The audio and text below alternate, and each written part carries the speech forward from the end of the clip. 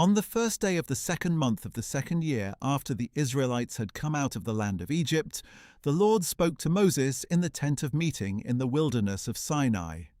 He said, "Take a census of the whole congregation of Israel by their clans and families, listing every man by name, one by one.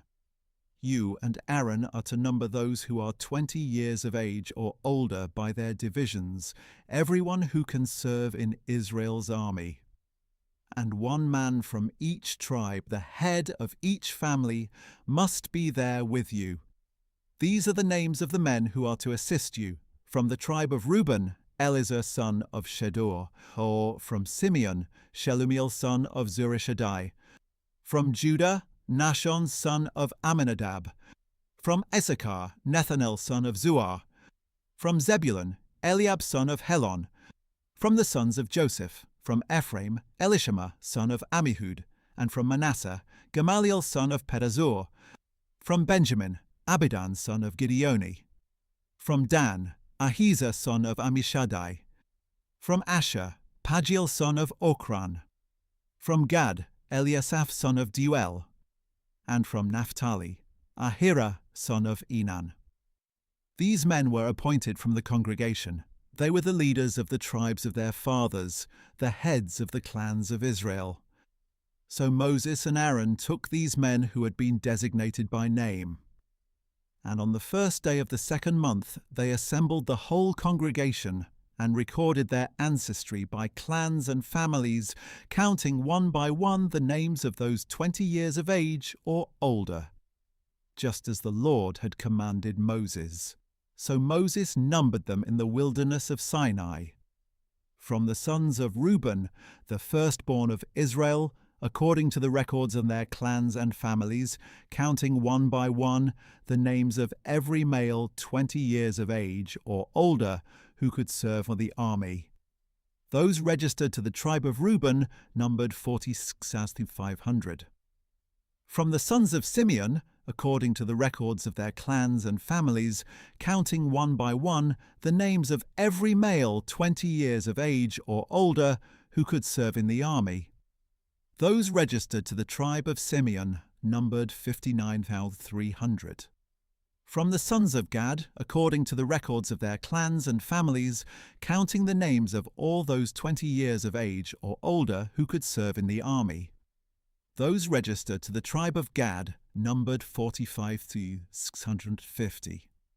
From the sons of Judah, according to the records of their clans and families, counting the names of all those 20 years of age or older who could serve in the army.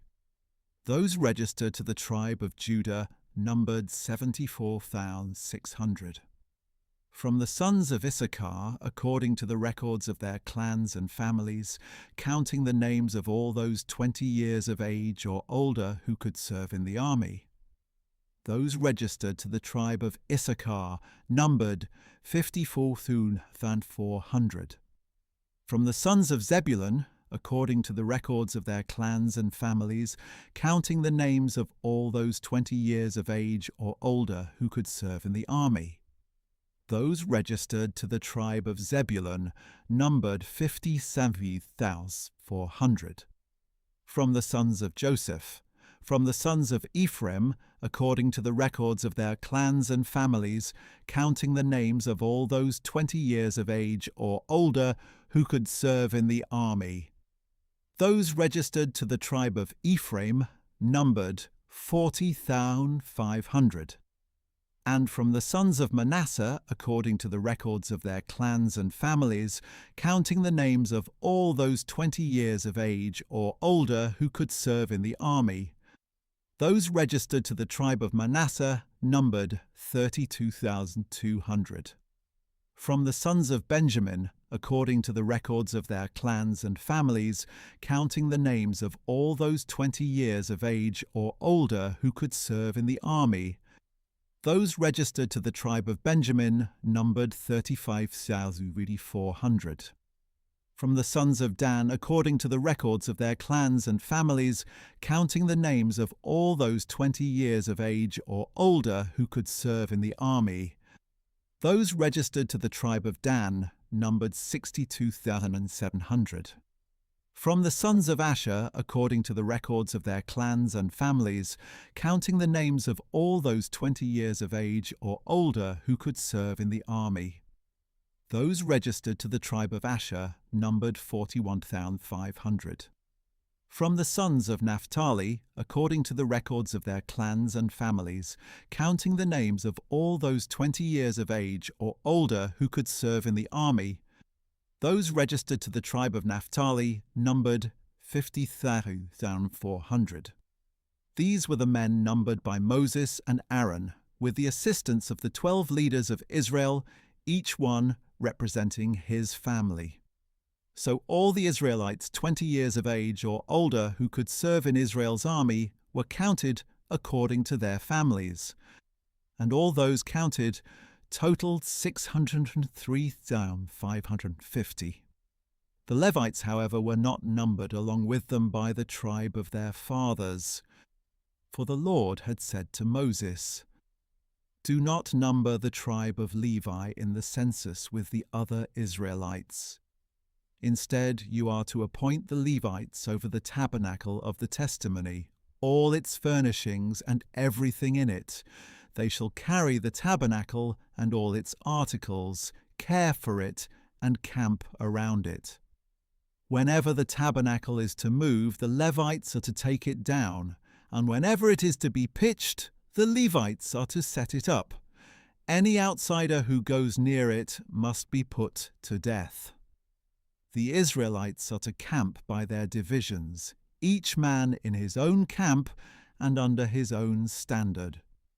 But the Levites are to camp around the tabernacle of the testimony and watch over it, so that no wrath will fall on the congregation of Israel. So the Levites are responsible for the tabernacle of the testimony." Thus the Israelites did everything just as the Lord had commanded Moses.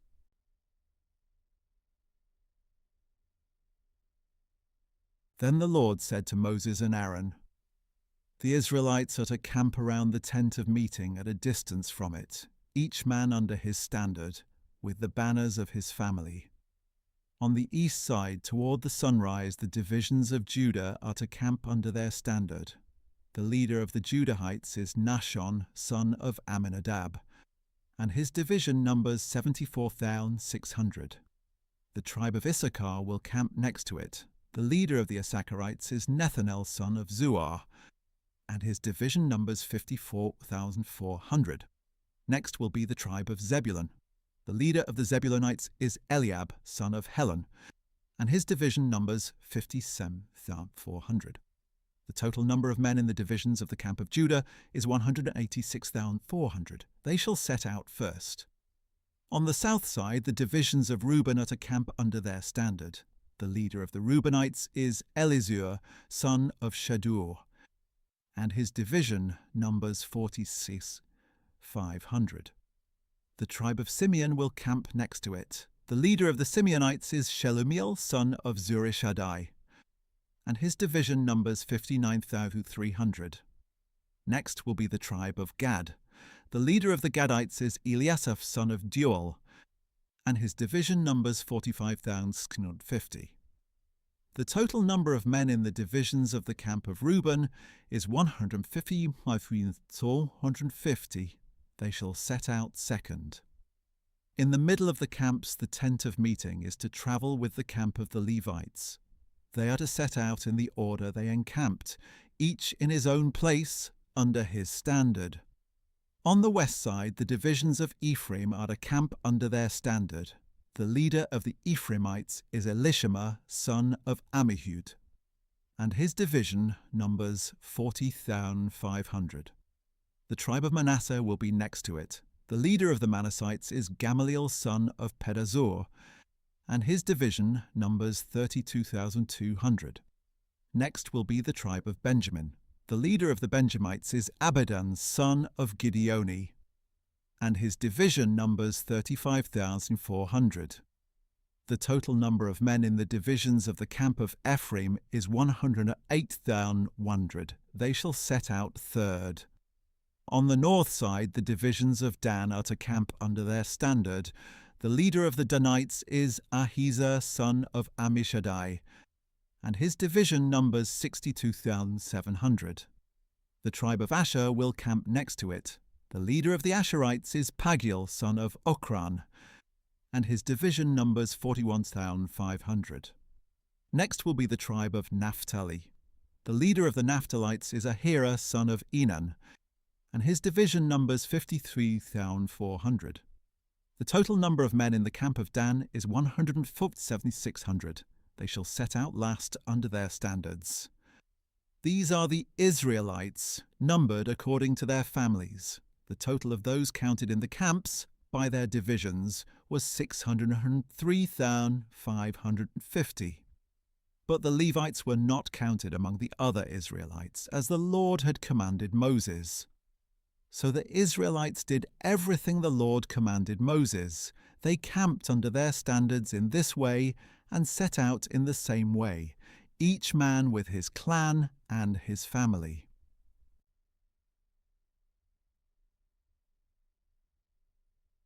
This is the account of Aaron and Moses at the time the Lord spoke with Moses on Mount Sinai.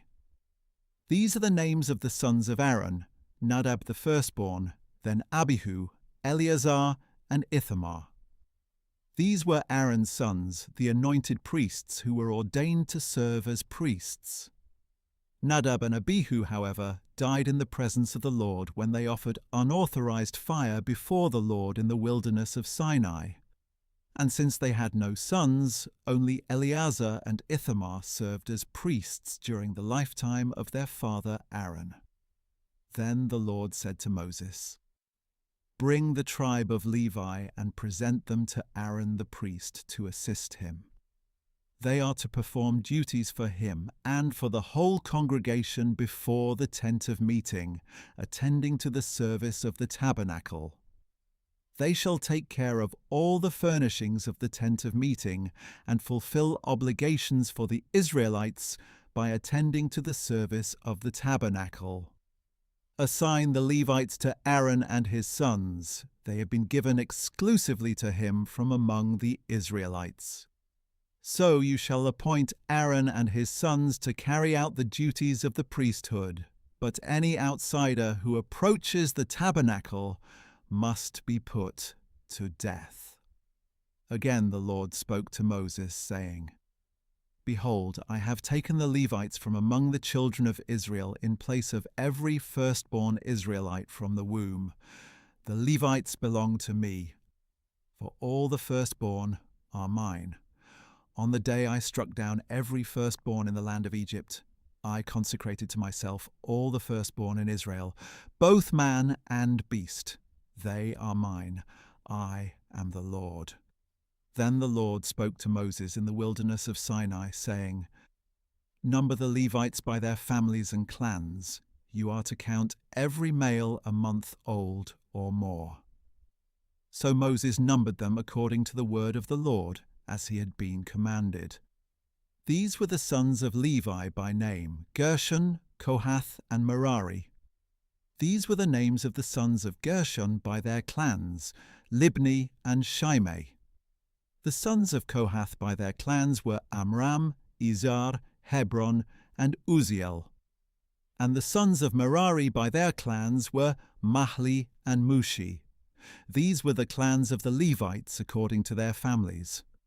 From Gershon came the Libnite clan and the Shimite clan. These were the Gershonite clans. The number of all the males a month old or more was 7,500. The Gershonite clans were to camp on the west behind the tabernacle, and the leader of the families of the Gershonites was Eliasaph, son of Lael. The duties of the Gershonites at the tent of meeting were the tabernacle and tent, its covering, the curtain for the entrance to the tent of meeting, the curtains of the courtyard, the curtain for the entrance to the courtyard that surrounds the tabernacle and altar, and the cords, all the service for these items. From Kohath came the clans of the Amramites, the Izharites, the Hebronites, and the Uzzielites. These were the clans of the Kohathites. The number of all the males a month old or more was 8,600. They were responsible for the duties of the sanctuary. The clans of the Kohathites were to camp on the south side of the tabernacle. And the leader of the families of the Kohathites was Elizaphan, son of Uzziel. Their duties were the ark, the table, the lampstand, the altars, the articles of the sanctuary used with them, and the curtain, all the service for these items. The chief of the leaders of the Levites was Eleazar, son of Aaron the priest. He oversaw those responsible for the duties of the sanctuary. From Merari came the clans of the Marlites and Mushites. These were the Merarite clans. The number of all the males a month old or more was 6,200. The leader of the families of the Merarites was Zuriel, son of Abihail. They were to camp on the north side of the tabernacle.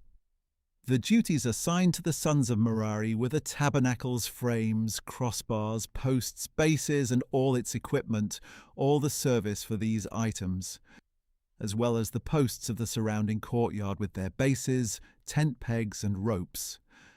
Moses, Aaron, and Aaron's sons were to camp to the east of the tabernacle, toward the sunrise before the tent of meeting. They were to perform the duties of the sanctuary as a service on behalf of the Israelites, but any outsider who approached the sanctuary was to be put to death. The total number of Levites that Moses and Aaron counted by their clans at the Lord's command, including all the males a month old or more, was 22,000. Then the Lord said to Moses, "Number every firstborn male of the Israelites a month old or more and list their names. You are to take the Levites for me. I am the Lord, in place of all the firstborn of Israel, and the livestock of the Levites in place of all the firstborn of the livestock of the Israelites." So Moses numbered all the firstborn of the Israelites as the Lord had commanded him. The total number of the firstborn males a month old or more, listed by name, was 22,273. Again the Lord spoke to Moses, saying, "Take the Levites in place of all the firstborn of Israel, and the livestock of the Levites in place of their livestock. The Levites belong to me. I am the Lord. To redeem the 273 firstborn Israelites who outnumber the Levites. You are to collect 5 shekels for each one according to the sanctuary shekel of 20 gerahs. Give the money to Aaron and his sons as the redemption price for the excess among the Israelites." So Moses collected the redemption money from those in excess of the number redeemed by the Levites. He collected the money from the firstborn of the Israelites, 1,365 shekels, according to the sanctuary shekel. And Moses gave the redemption money to Aaron and his sons in obedience to the word of the Lord, just as the Lord had commanded him.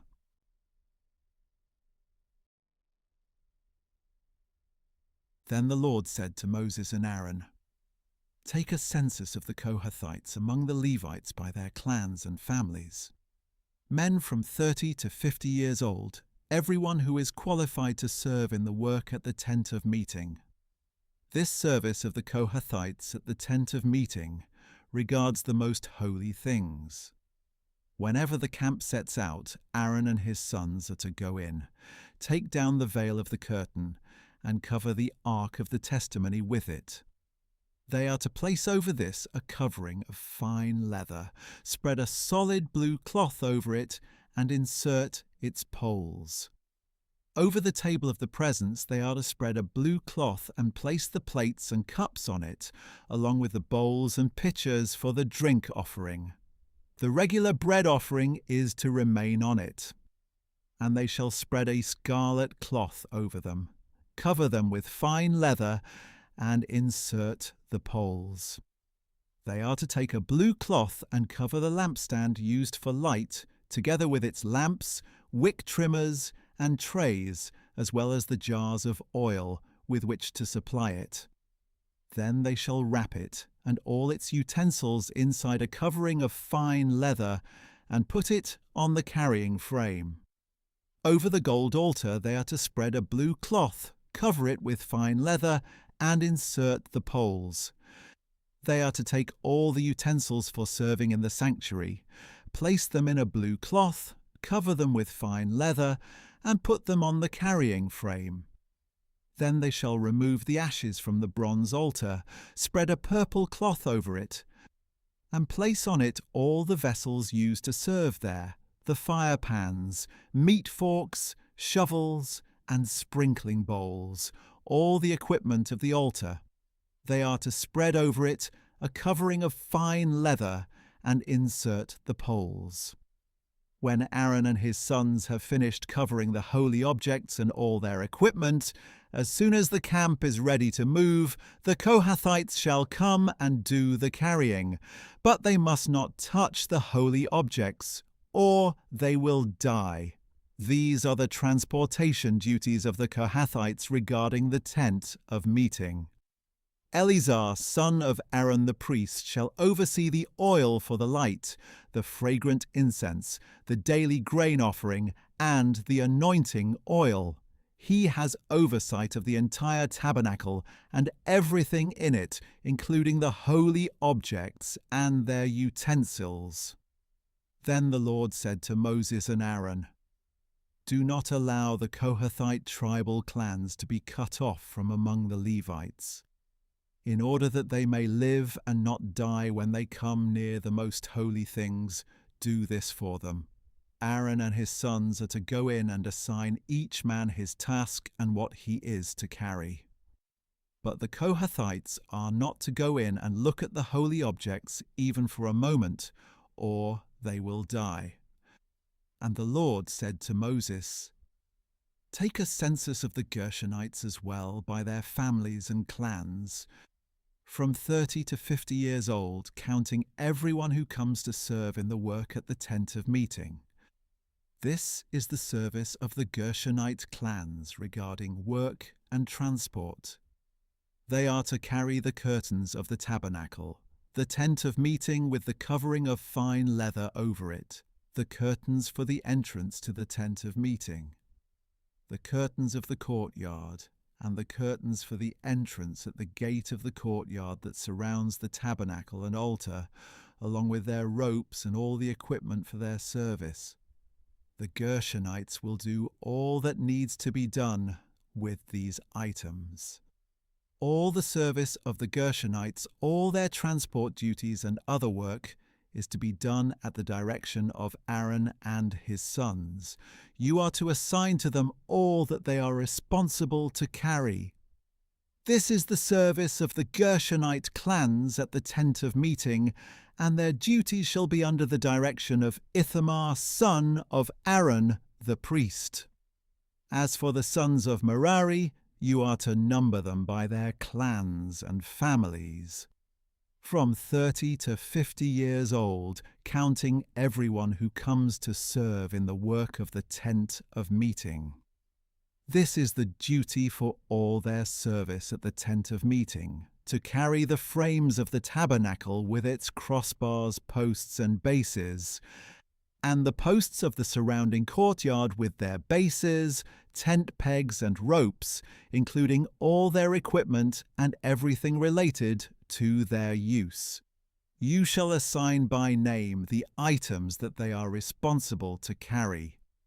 This is the service of the Merarite clans, according to all their work at the tent of meeting, under the direction of Ithamar, son of Aaron, the priest. So Moses, Aaron, and the leaders of the congregation numbered the Kohathites by their clans and families, everyone from 30 to 50 years old who came to serve in the work at the tent of meeting. And those numbered by their clans totaled 2,650. These were counted from the Kohathite clans, everyone who could serve at the tent of meeting. Moses and Aaron numbered them according to the command of the Lord through Moses. Then the Gershonites were numbered by their clans and families. everyone from 30 to 50 years old who came to serve in the work at the tent of meeting. And those numbered by their clans and families totaled 2,630. These were counted from the Gershonite clans who served at the tent of meeting, whom Moses and Aaron counted at the Lord's command. And the Merarites were numbered by their clans and families. Everyone from 30 to 50 years old who came to serve in the work at the tent of meeting. The men registered by their clans numbered 3,200. These were counted from the Merarite clans, whom Moses and Aaron numbered at the Lord's command through Moses. So Moses, Aaron, and the leaders of Israel numbered by their clans and families all the Levites, from 30 to 50 years old, who came to do the work of serving and carrying the tent of meeting.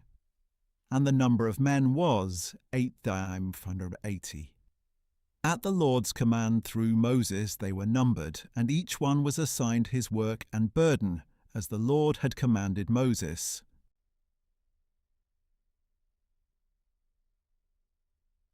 Then the Lord said to Moses, "Command the Israelites to send away from the camp anyone with a skin disease, anyone who has a bodily discharge, and anyone who is defiled by a dead body.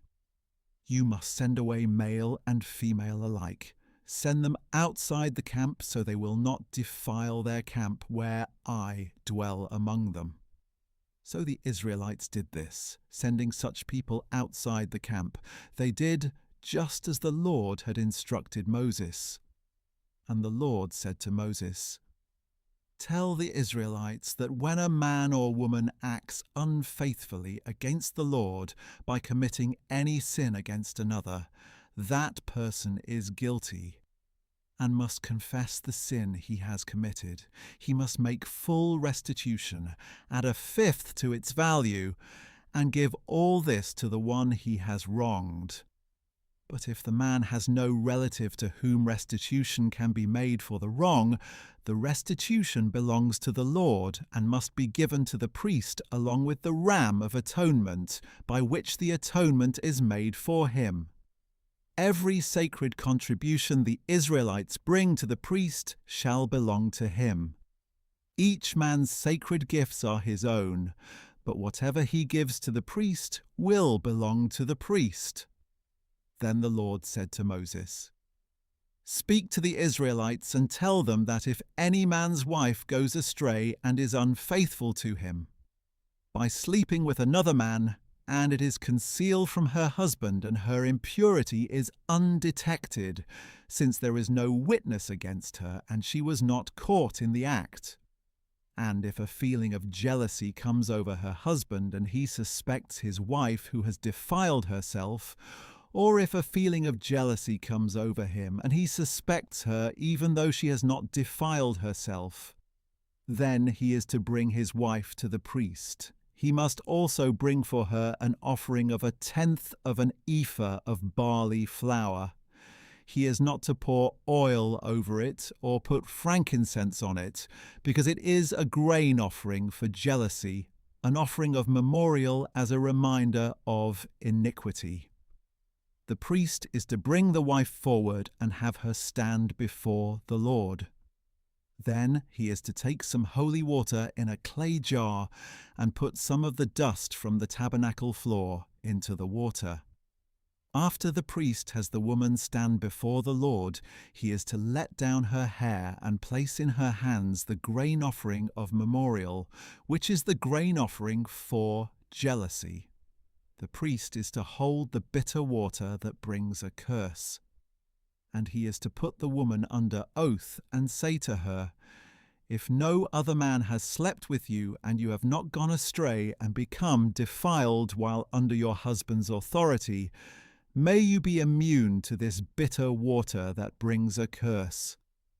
But if you have gone astray while under your husband's authority and have defiled yourself and lain carnally with a man other than your husband, and the priest shall have the woman swear under the oath of the curse, then may the Lord make you an attested curse among your people, by making your thigh shrivel and your belly swell.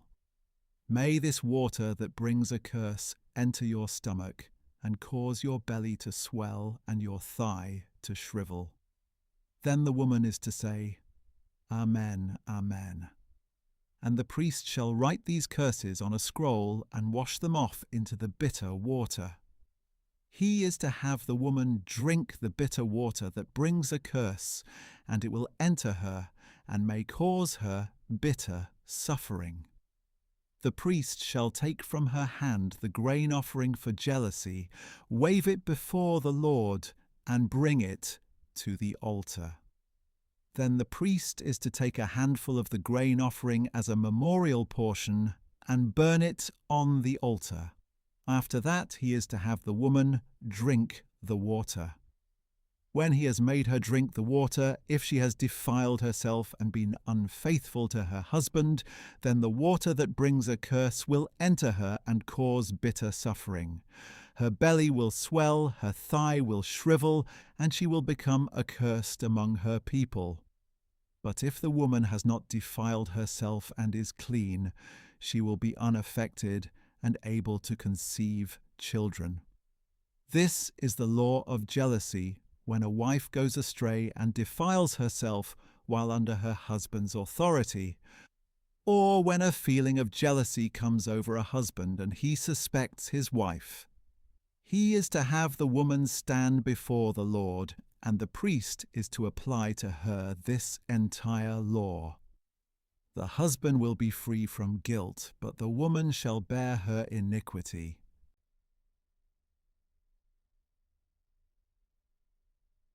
And the Lord said to Moses, Speak to the Israelites and tell them that if a man or woman makes a special vow, the vow of a Nazirite, to separate himself to the Lord, he is to abstain from wine and strong drink.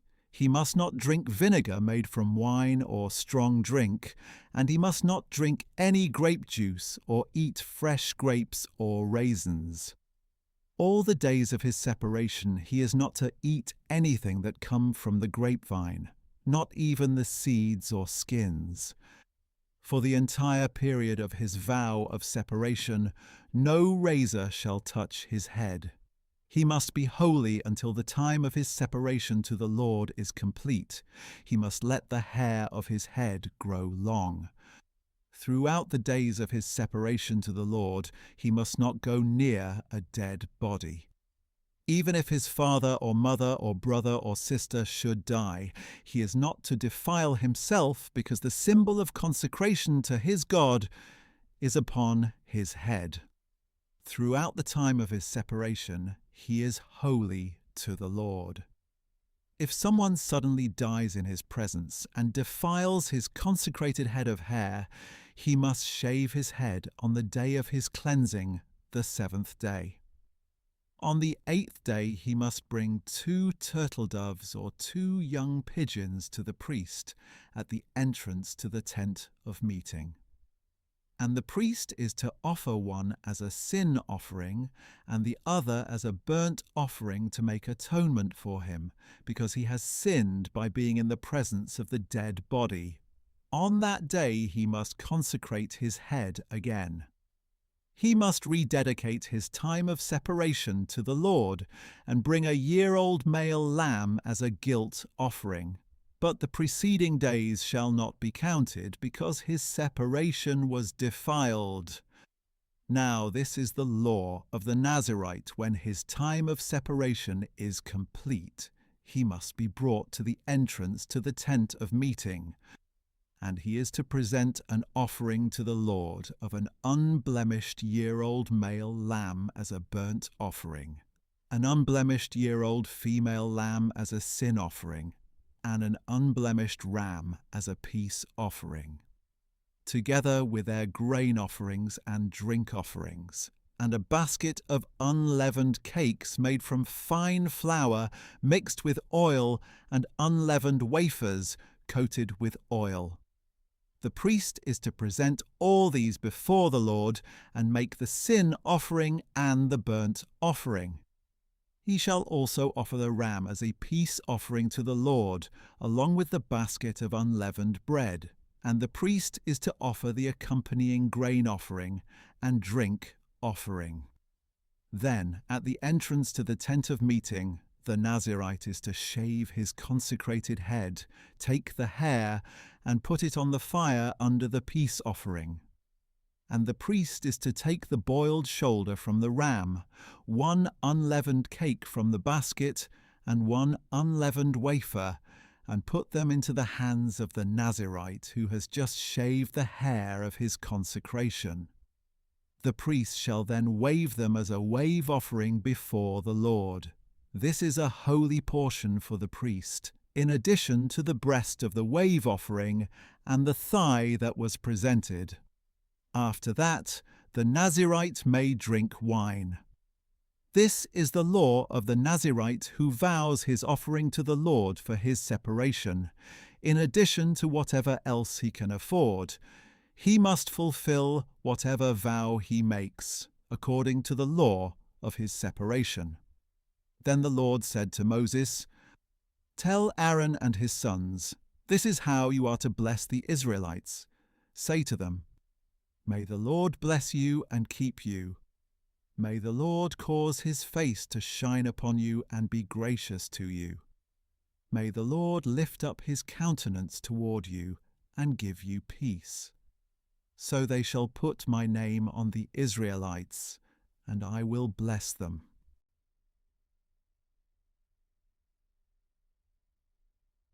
On the day Moses finished setting up the tabernacle, he anointed and consecrated it and all its furnishings, along with the altar and all its utensils. And the leaders of Israel, the heads of their families, presented an offering. These men were the tribal leaders who had supervised the registration. They brought as their offering before the Lord 6 covered carts and 12 oxen, an ox from each leader and a cart from every 2 leaders, and presented them before the tabernacle.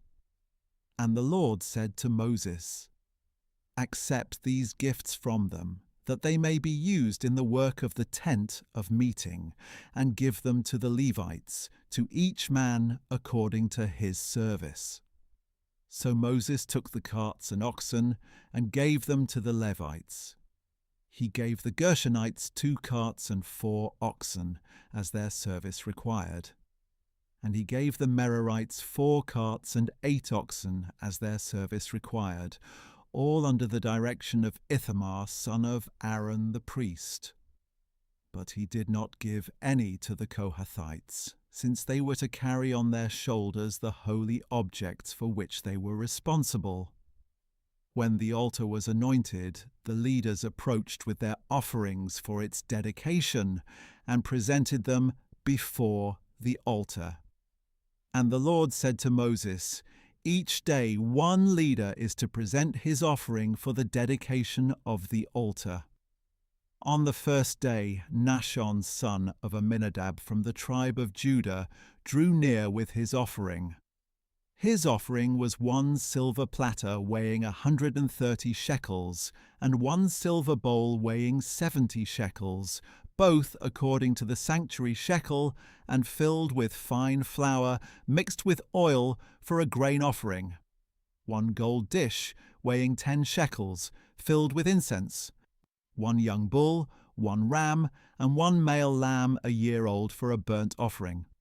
1 male goat for a sin offering, and a peace offering of 2 oxen, 5 rams, 5 male goats, and 5 male lambs a year old. This was the offering of Nahshon, son of Amminadab. On the second day, Nethanel, son of Zuar, the leader of Issachar, drew near. The offering he presented was 1 silver platter weighing 130 shekels, and 1 silver bowl weighing 70 shekels, both according to the sanctuary shekel, and filled with fine flour mixed with oil for a grain offering. 1 gold dish weighing 10 shekels, filled with incense. 1 young bull, 1 ram, and 1 male lamb a year old for a burnt offering. 1 male goat for a sin offering. And a peace offering of 2 oxen, 5 rams, 5 male goats, and 5 male lambs a year old. This was the offering of Nethanel, son of Zuar. On the third day, Eliab, son of Helon, the leader of the Zebulunites, drew near. His offering was 1 silver platter weighing 130 shekels and 1 silver bowl weighing 70 shekels, both according to the sanctuary shekel and filled with fine flour mixed with oil for a grain offering. 1 gold dish weighing 10 shekels, filled with incense. 1 young bull, 1 ram, and 1 male lamb a year old for a burnt offering. 1 male goat for a sin offering. And a peace offering of 2 oxen, 5 rams, 5 male goats, and 5 male lambs a year old. This was the offering of Eliab, son of Helon. On the 4th day, Elizur, son of Shadur, the leader of the Reubenites, drew near. His offering was 1 silver platter weighing 130 shekels, and 1 silver bowl weighing 70 shekels, both according to the sanctuary shekel and filled with fine flour mixed with oil for a grain offering. 1 gold dish weighing 10 shekels, filled with incense. 1 young bull, 1 ram, and 1 male lamb a year old for a burnt offering. 1 male goat for a sin offering. And a peace offering of 2 oxen, 5 rams, 5 male goats, and 5 male lambs a year old. This was the offering of Elizur, son of Shadur. On the 5th day, Shelumiel, son of Zurishaddai, the leader of the Simeonites, drew near. His offering was 1 silver platter weighing 130 shekels, and 1 silver bowl weighing 70 shekels, both according to the sanctuary shekel and filled with fine flour mixed with oil for a grain offering. 1 gold dish weighing 10 shekels, filled with incense. 1 young bull, 1 ram, and 1 male lamb a year old for a burnt offering. 1 male goat for a sin offering. And a peace offering of 2 oxen, 5 rams, 5 male goats, and 5 male lambs a year old. This was the offering of Shelumiel, son of Zurishaddai. On the 6th day, Eliasaph, son of Deuel, the leader of the Gadites, drew near. His offering was 1 silver platter weighing 130 shekels, and 1 silver bowl weighing 70 shekels, both according to the sanctuary shekel, and filled with fine flour mixed with oil for a grain offering. 1 gold dish weighing 10 shekels, filled with incense. 1 young bull, 1 ram, and 1 male lamb a year old for a burnt offering. 1 male goat for a sin offering, and a peace offering of 2 oxen, 5 rams, 5 male goats, and 5 male lambs a year old. This was the offering of Eliasaph, son of Deuel. On the 7th day, Elishama, son of Ammihud, the leader of the Ephraimites, drew near. His offering was 1 silver platter weighing 130 shekels, and 1 silver bowl weighing 70 shekels, both according to the sanctuary shekel, and filled with fine flour mixed with oil for a grain offering. 1 gold dish weighing 10 shekels, filled with incense. 1 young bull, 1 ram, and 1 male lamb a year old for a burnt offering. 1 male goat for a sin offering.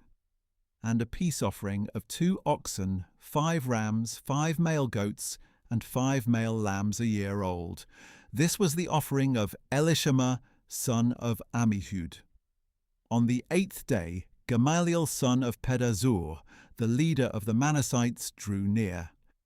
His offering was 1 silver platter weighing 130 shekels, and 1 silver bowl weighing 70 shekels, both according to the sanctuary shekel and filled with fine flour mixed with oil for a grain offering. 1 gold dish weighing 10 shekels, filled with incense. 1 young bull, 1 ram, and 1 male lamb a year old for a burnt offering. 1 male goat for a sin offering. And a peace offering of 2 oxen, 5 rams, 5 male goats, and 5 male lambs a year old. This was the offering of Gamaliel son of Pedazur. On the 9th day, Abidan son of Gideoni, the leader of the Benjamites, drew near. His offering was 1 silver platter weighing 130 shekels, and 1 silver bowl weighing 70 shekels, both according to the sanctuary shekel, and filled with fine flour mixed with oil for a grain offering. 1 gold dish weighing 10 shekels, filled with incense. 1 young bull, 1 ram, and 1 male lamb a year old for a burnt offering. 1 male goat for a sin offering, and a peace offering of 2 oxen, 5 rams, 5 male goats, and 5 male lambs a year old. This was the offering of Abidan son of Gideoni. On the 10th day, Ahijah son of Ammishaddai, the leader of the Danites, drew near. His offering was 1 silver platter weighing 130 shekels, and 1 silver bowl weighing 70 shekels, both according to the sanctuary shekel, and filled with fine flour, mixed with oil for a grain offering. 1 gold dish weighing 10 shekels, filled with incense. 1 young bull, 1 ram, and 1 male lamb a year old for a burnt offering. 1 male goat for a sin offering, and a peace offering of 2 oxen, 5 rams, 5 male goats, and 5 male lambs a year old. This was the offering of Ahijah son of Ammishaddai. On the 11th day, Pagiel son of Ochran, the leader of the Asherites, drew near. His offering was 1 silver platter weighing 130 shekels, and 1 silver bowl weighing 70 shekels, both according to the sanctuary shekel, and filled with fine flour mixed with oil for a grain offering. 1 gold dish weighing 10 shekels, filled with incense. 1 young bull, 1 ram, and 1 male lamb a year old for a burnt offering. 1 male goat for a sin offering, and a peace offering of 2 oxen, 5 rams, 5 male goats, and 5 male lambs a year old. This was the offering of Pagiel son of Ochran. On the 12th day, Ahira son of Enan, the leader of the Naphtalites, drew near. His offering was 1 silver platter weighing 130 shekels, and 1 silver bowl weighing 70 shekels, both according to the sanctuary shekel, and filled with fine flour mixed with oil for a grain offering. 1 gold dish weighing 10 shekels, filled with incense. 1 young bull, 1 ram, and 1 male lamb a year old for a burnt offering. 1 male goat for a sin offering, and a peace offering of 2 oxen, 5 rams, 5 male goats, and 5 male lambs a year old. This was the offering of Ahira, son of Enan. So these were the offerings from the leaders of Israel for the dedication of the altar when it was anointed: 12 silver platters, 12 silver bowls, and 12 gold dishes. Each silver platter weighed 130 shekels, and each silver bowl 70 shekels. The total weight of the silver articles was 2,400 shekels, according to the sanctuary shekel. The 12 gold dishes filled with incense weighed 10 shekels each, according to the sanctuary shekel. The total weight of the gold dishes was 120 shekels. All the livestock for the burnt offering totaled 12 bulls, 12 rams, and 12 male lambs a year old, together with their grain offerings, and 12 male goats for the sin offering. All the livestock sacrificed for the peace offering totaled 24 bulls, 60 rams, 60 male goats, and 60 male lambs a year old. This was the dedication offering for the altar after it was anointed. When Moses entered the tent of meeting to speak with the Lord, he heard the voice speaking to him from between the 2 cherubim above the mercy seat on the ark of the testimony. Thus the Lord spoke to him.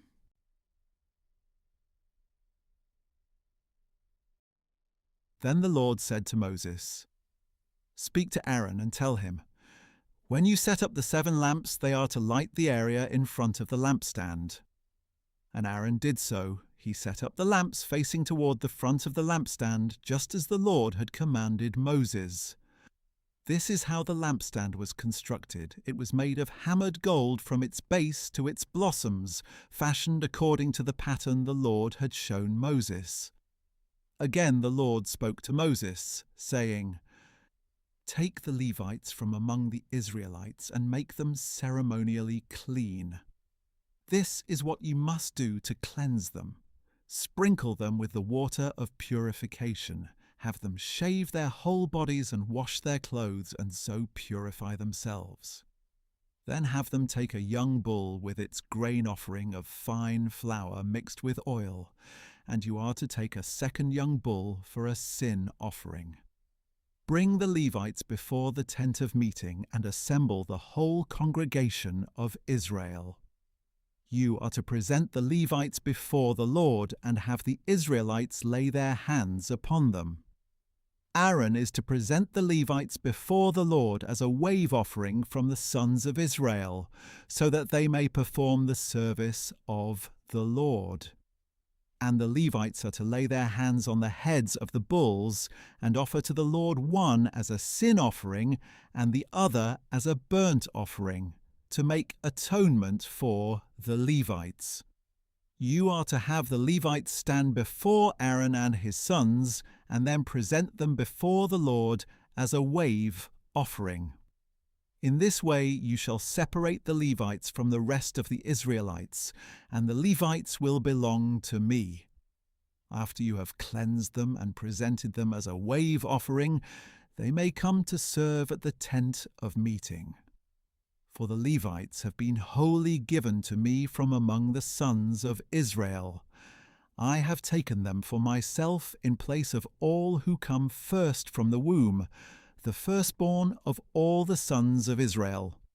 For every firstborn male in Israel is mine, both man and beast. I set them apart for myself on the day I struck down all the firstborn in the land of Egypt. But I have taken the Levites in place of all the firstborn among the sons of Israel. And I have given the Levites as a gift to Aaron and his sons from among the Israelites, to perform the service for the Israelites at the tent of meeting, and to make atonement on their behalf, so that no plague will come against the Israelites when they approach the sanctuary. So Moses, Aaron, and the whole congregation of Israel did with the Levites everything that the Lord had commanded Moses they should do. The Levites purified themselves and washed their clothes, and Aaron presented them as a wave offering before the Lord. Aaron also made atonement for them to cleanse them. After that, the Levites came to perform their service at the tent of meeting in the presence of Aaron and his sons. Thus they did with the Levites just as the Lord had commanded Moses. And the Lord said to Moses, "This applies to the Levites. Men 25 years of age or older shall enter to perform the service in the work at the tent of meeting. But at the age of 50 they must retire from performing the work and no longer serve. After that, they may assist their brothers in fulfilling their duties at the tent of meeting, but they themselves are not to do the work. This is how you are to assign responsibilities to the Levites."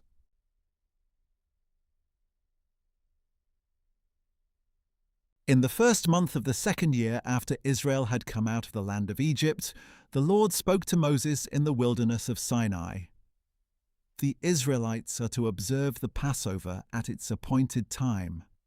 You are to observe it at the appointed time at twilight on the 14th day of this month, in accordance with its statutes and ordinances. So Moses told the Israelites to observe the Passover, and they did so in the wilderness of Sinai, at twilight on the 14th day of the 1st month. The Israelites did everything just as the Lord had commanded Moses. But there were some men who were unclean due to a dead body, so they could not observe the Passover on that day. And they came before Moses and Aaron that same day, and said to Moses, "We are unclean because of a dead body, but why should we be excluded from presenting the Lord's offering with the other Israelites at the appointed time?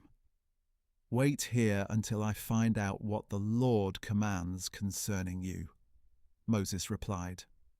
Then the Lord said to Moses, "Tell the Israelites, when any one of you or your descendants is unclean because of a dead body or is away on a journey, he may still observe the Passover to the Lord. Such people are to observe it at twilight on the 14th day of the second month. They are to eat the lamb, together with unleavened bread and bitter herbs. They may not leave any of it until morning or break any of its bones. They must observe the Passover according to all its statutes. But if a man who is ceremonially clean and is not on a journey still fails to observe the Passover, he must be cut off from his people, because he did not present the Lord's offering at its appointed time.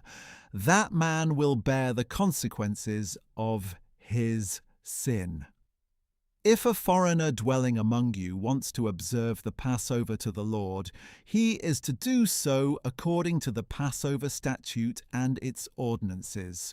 You are to apply the same statute to both the foreigner and the native of the land. On the day that the tabernacle, the tent of the testimony, was set up, the cloud covered it and appeared like fire above the tabernacle from evening until morning. It remained that way continually. The cloud would cover the tabernacle by day, and at night it would appear like fire. Whenever the cloud was lifted from above the tent, the Israelites would set out, and wherever the cloud settled, there the Israelites would camp. At the Lord's command, the Israelites set out, and at the Lord's command, they camped. As long as the cloud remained over the tabernacle, they remained encamped. Even when the cloud lingered over the tabernacle for many days, the Israelites kept the Lord's charge and did not set out. Sometimes the cloud remained over the tabernacle for only a few days, and they would camp at the Lord's command and set out at the Lord's command.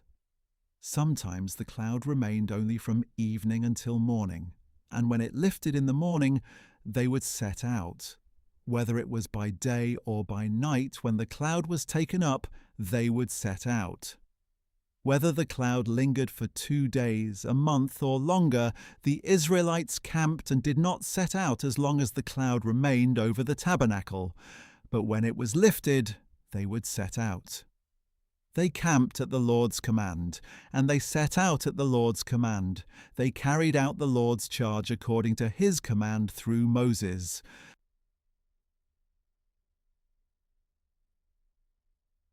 Then the Lord said to Moses, "Make 2 trumpets of hammered silver to be used for calling the congregation and for having the camps set out.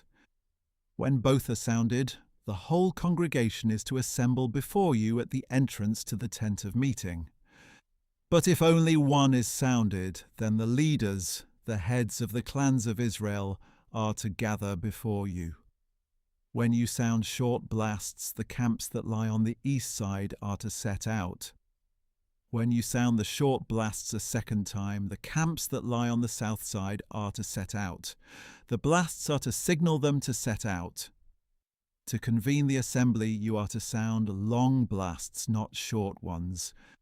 The sons of Aaron, the priests, are to sound the trumpets. This shall be a permanent statute for you and the generations to come. When you enter into battle in your land against an adversary who attacks you, sound short blasts on the trumpets, and you will be remembered before the Lord your God, and saved from your enemies. And on your joyous occasions, your appointed feasts, and the beginning of each month, you're to blow the trumpets over your burnt offerings and peace offerings to serve as a reminder for you before your God. I am the Lord your God. On the 20th day of the second month of the second year, the cloud was lifted from above the tabernacle of the testimony, and the Israelites set out from the wilderness of Sinai, travelling from place to place until the cloud settled in the wilderness of Berean. They set out this first time according to the Lord's command through Moses. First, the divisions of the camp of Judah set out under their standard, with Nahshon son of Amminadab in command. Nethanel son of Zuar was over the division of the tribe of Issachar, and Eliab son of Helon was over the division of the tribe of Zebulun. Then the tabernacle was taken down, and the Gershonites and the Merarites set out, transporting it. Then the divisions of the camp of Reuben set out under their standard, with Elizur son of Shadur in command. Shelomiel son of Zurishaddai was over the division of the tribe of Simeon, and Eliasaph son of Deuel was over the division of the tribe of Gad. Then the Kohathites set out, transporting the holy objects. The tabernacle was to be set up before their arrival. Next, the divisions of the camp of Ephraim set out under their standard, with Elishama son of Ammihud in command. Gamaliel son of Pedazur was over the division of the tribe of Manasseh, and Abidan son of Gideoni was over the division of the tribe of Benjamin. Finally, the divisions of the camp of Dan set out under their standard, serving as the rear guard for all units, with Ahizah son of Ammishaddai in command. Pagiel son of Okran was over the division of the tribe of Asher, and Ahira son of Enan was over the division of the tribe of Naphtali. This was the order of march for the Israelite divisions as they set out. Then Moses said to Hobab, the son of Moses' father-in-law Reuel the Midianite, "We are setting out for the place of which the Lord said, 'I will give it to you.' Come with us, and we will treat you well, for the Lord has promised good things to Israel." "I will not go," Hobab replied. "Instead, I am going back to my own land and my own people." "Please do not leave us," Moses said, "since you know where we should camp in the wilderness, and you can serve as our eyes. If you come with us, we will share with you whatever good things the Lord gives us." So they set out on a 3-day journey from the mountain of the Lord, with the Ark of the Covenant of the Lord travelling ahead of them for those 3 days to seek a resting place for them. And the cloud of the Lord was over them by day when they set out from the camp. Whenever the ark set out, Moses would say, "Rise up, O Lord, may your enemies be scattered, may those who hate you flee before you." And when it came to rest, he would say, "Return, O Lord, to the countless thousands of Israel."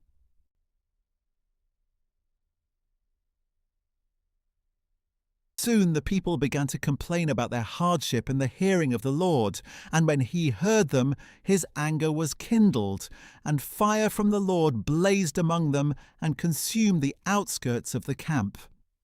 And the people cried out to Moses, and he prayed to the Lord, and the fire died down. So that place was called Taberah, because the fire of the Lord had burned among them. Meanwhile, the rabble among them had a strong craving for other food, and again the Israelites wept and said, "Who will feed us meat? We remember the fish we ate freely in Egypt, along with the cucumbers, melons, leeks, onions, and garlic. But now our appetite is gone. There is nothing to see but this manna." Now the manna resembled coriander seed, and its appearance was like that of gum resin. The people walked around and gathered it, ground it on a handmill or crushed it in a mortar, then boiled it in a cooking pot or shaped it into cakes. It tasted like pastry baked with fine oil. When the dew fell on the camp at night, the manna would fall with it. Then Moses heard the people of family after family weeping at the entrances to their tents, and the anger of the Lord was kindled greatly, and Moses was also displeased. So Moses asked the Lord, "Why have you brought this trouble on your servant? Why have I not found favor in your sight, that you have laid upon me the burden of all these people? Did I conceive all these people? Did I give them birth so that you should tell me, 'Carry them in your bosom as a nurse carries an infant, to the land that you swore to give their fathers'? Where can I get meat for all these people? For they keep crying out to me, 'Give us meat to eat.' I cannot carry all these people by myself. It is too burdensome for me. If this is how you are going to treat me, please kill me right now if I have found favor in your eyes, and let me not see my own wretchedness."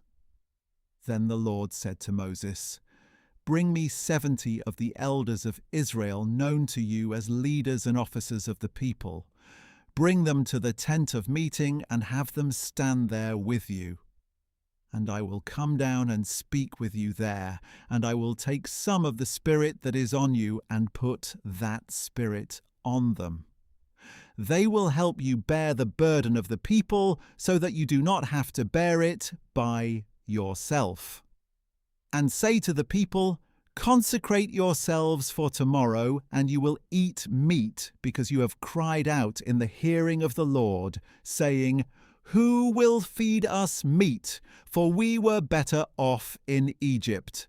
Therefore the Lord will give you meat, and you will eat.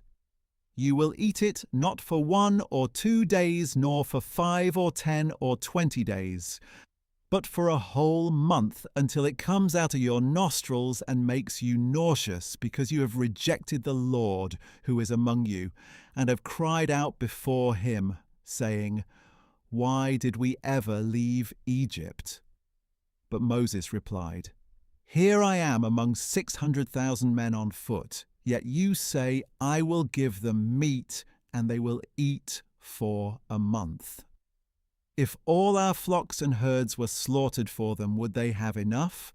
Or if all the fish in the sea were caught for them, would they have enough?' The Lord answered Moses, 'Is the Lord's arm too short? Now you will see whether or not my word will come to pass.' So Moses went out and relayed to the people the words of the Lord, and he gathered 70 of the elders of the people and had them stand around the tent. Then the Lord came down in the cloud and spoke to him, and he took some of the Spirit that was on Moses and placed that Spirit on the 70 elders.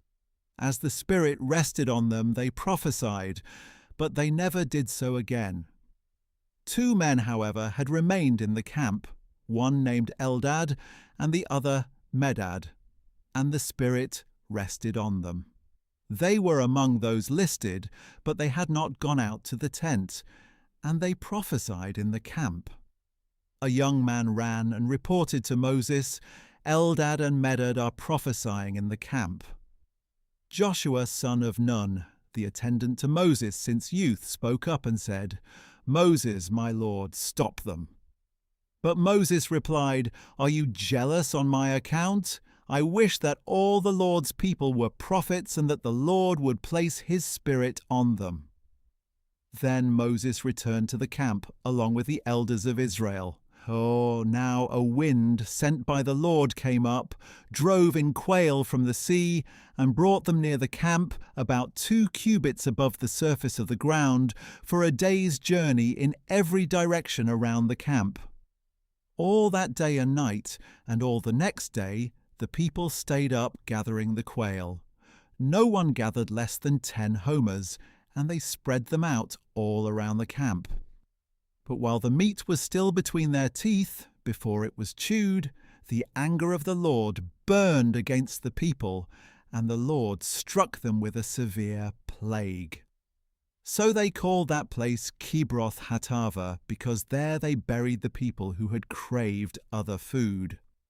From Kibroth Hattaavah the people moved on to Hazeroth, where they remained for some time.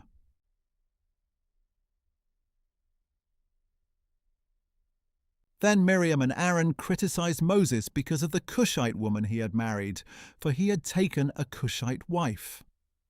"Does the Lord speak only through Moses?" they said. "Does he not also speak through us?" And the Lord heard this. Now Moses was a very humble man, more so than any man on the face of the earth. And suddenly the Lord said to Moses, "Aaron and Miriam, you three come out to the tent of meeting." So the three went out. And the Lord came down in a pillar of cloud, stood at the entrance to the tent, and summoned Aaron and Miriam. When both of them had stepped forward, he said, "Hear now my words. If there is a prophet among you, I, the Lord, will reveal myself to him in a vision. I will speak to him in a dream. But this is not so with my servant Moses. He is faithful in all my house. I speak with him face to face, clearly and not in riddles. He sees the form of the Lord. Why then were you unafraid to speak against my servant Moses?" So the anger of the Lord burned against them, and he departed. As the cloud lifted from above the tent, suddenly Miriam became leprous, white as snow. Aaron turned toward her, saw that she was leprous, and said to Moses, "My Lord, please do not hold against us this sin we have so foolishly committed. Please do not let her be like a stillborn infant whose flesh is half consumed when he comes out of his mother's womb." So Moses cried out to the Lord, "O God, please heal her." But the Lord answered Moses, "If her father had but spit in her face, would she not have been in disgrace for 7 days? Let her be confined outside the camp for 7 days. After that she may be brought back in." So Miriam was confined outside the camp for 7 days, and the people did not move on until she was brought in again. After that, the people set out from Hazeroth and camped in the wilderness of Paran.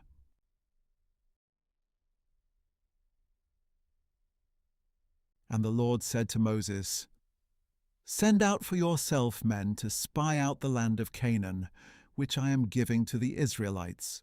From each of their fathers' tribes send one man who is a leader among them."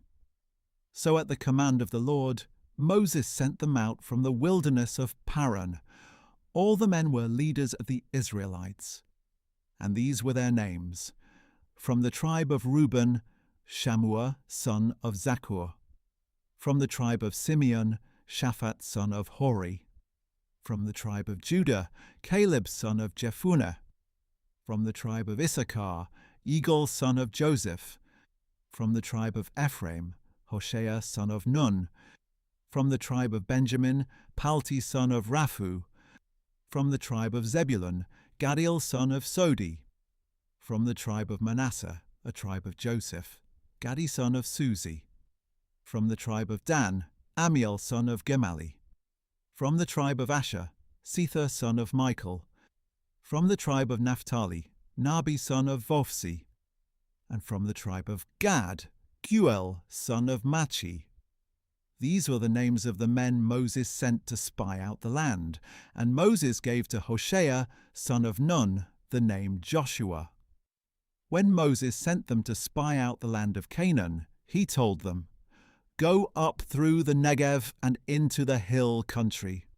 See what the land is like, and whether its people are strong or weak, few or many. Is the land where they live good or bad? Are the cities where they dwell open camps or fortifications? Is the soil fertile or unproductive? Are there trees in it or not?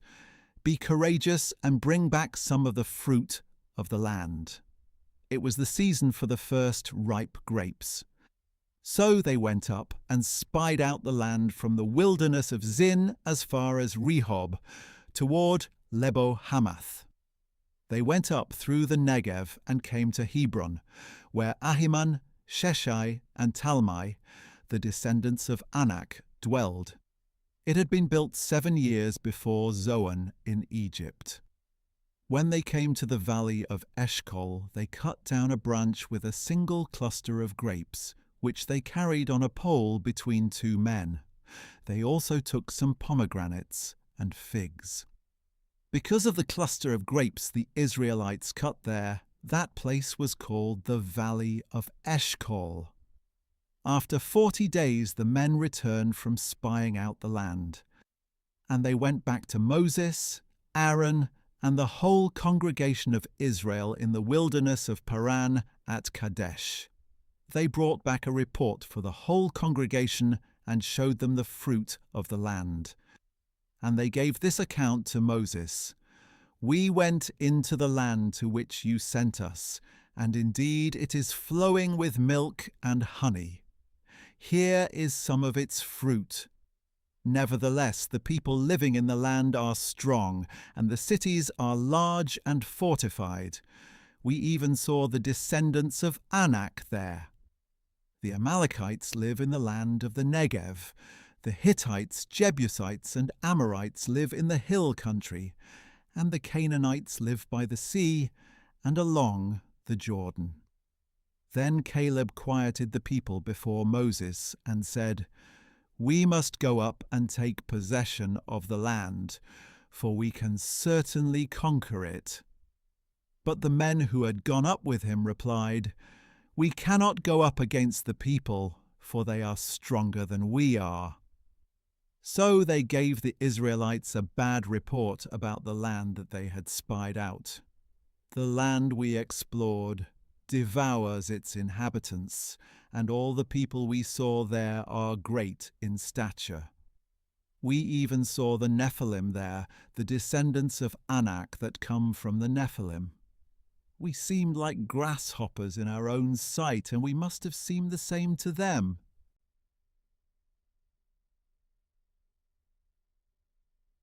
Then the whole congregation lifted up their voices and cried out, and that night the people wept.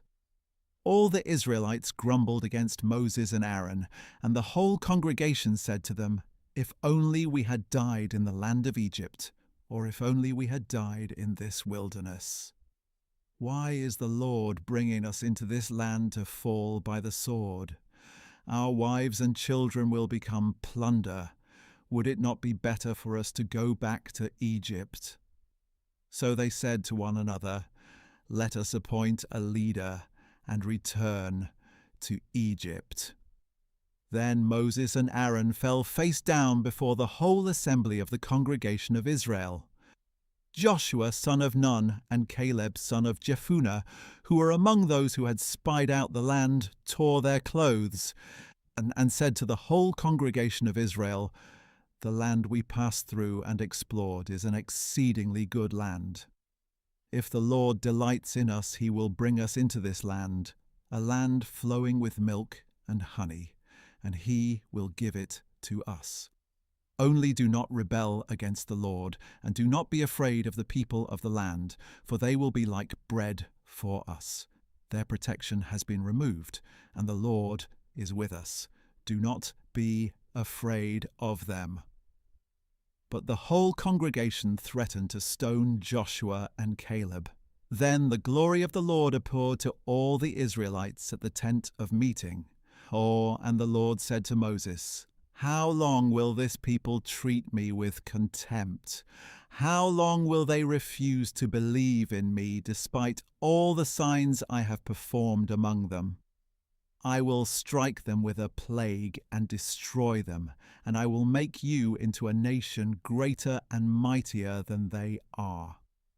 But Moses said to the Lord, "The Egyptians will hear of it, for by your strength you brought this people from among them, and they will tell it to the inhabitants of this land. They have already heard that you, O Lord, are in the midst of this people, that you, O Lord, have been seen face to face, that your cloud stands over them, and that you go before them in a pillar of cloud by day and a pillar of fire by night. If you kill this people as one man, the nations who have heard of your fame will say, because the Lord was unable to bring this people into the land he swore to give them, he has slaughtered them in the wilderness. So now I pray, may the power of my Lord be magnified, just as you have declared. The Lord is slow to anger and abounding in loving devotion, forgiving iniquity and transgression. Yet he will by no means leave the guilty unpunished. He will visit the iniquity of the fathers upon their children to the third and fourth generation. Pardon, I pray, the iniquity of this people, in keeping with the greatness of your loving devotion, just as you have forgiven them ever since they left Egypt. I have pardoned them as you requested, the Lord replied. Yet as surely as I live, and as surely as the whole earth is filled with the glory of the Lord, not one of the men who have seen my glory and the signs I performed in Egypt and in the wilderness, yet have tested me and disobeyed me these 10 times, not one will ever see the land that I swore to give their fathers. None of those who have treated me with contempt will see it. But because my servant Caleb has a different spirit and has followed me wholeheartedly, I will bring him into the land he has entered, and his descendants will inherit it. Now, since the Amalekites and Canaanites are living in the valleys, turn back tomorrow and head for the wilderness along the route to the Red Sea. Then the Lord said to Moses and Aaron, how long will this wicked congregation grumble against me? I have heard the complaints that the Israelites are making against me. So tell them, as surely as I live, declares the Lord, I will do to you exactly as I heard you say. Your bodies will fall in this wilderness, all who are numbered in the census, everyone 20 years of age or older, because you have grumbled against me. Surely none of you will enter the land in which I swore to settle you, except Caleb son of Jephunneh and Joshua son of Nun. But I will bring your children, whom you said would become plunder, into the land you have rejected, and they will enjoy it. As for you, however, your bodies will fall in this wilderness. Your children will be shepherds in the wilderness for 40 years, and they will suffer for your unfaithfulness until the last of your bodies lies in the wilderness. In keeping with the 40 days you spied out the land, you shall bear your guilt 40 years, a year for each day, and you will experience my alienation. I, the Lord, have spoken. And I will surely do these things to this entire wicked congregation which has conspired against me. They will meet their end in the wilderness, and there they will die. So the men Moses had sent to spy out the land, who had returned and made the whole congregation grumble against him by bringing out a bad report about the land. Those men who had brought out the bad report about the land were struck down by a plague before the Lord. Of those men who had gone to spy out the land, only Joshua son of Nun and Caleb son of Jephunneh remained alive. And when Moses relayed these words to all the Israelites, the people mourned bitterly. Early the next morning they got up and went up toward the ridge of the hill country. We have indeed sinned, they said, but we will go to the place the Lord has promised. But Moses said, why are you transgressing the commandment of the Lord? This will not succeed. Do not go up, lest you be struck down by your enemies, because the Lord is not among you. For there the Amalekites and Canaanites will face you, and you will fall by the sword, because you have turned away from the Lord. He will not be with you. But they dared to go up to the ridge of the hill country, though neither Moses nor the ark of the covenant of the Lord moved from the camp. Then the Amalekites and Canaanites who lived in that part of the hill country came down, attacked them, and routed them all the way to Hormah.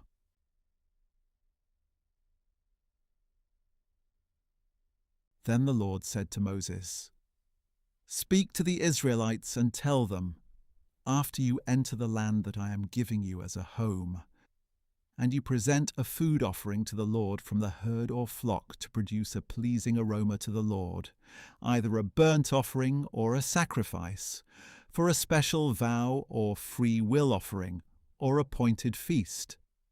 Then the one presenting his offering to the Lord shall also present a grain offering of 1/10 of an ephah of fine flour mixed with 1/4 hin of olive oil.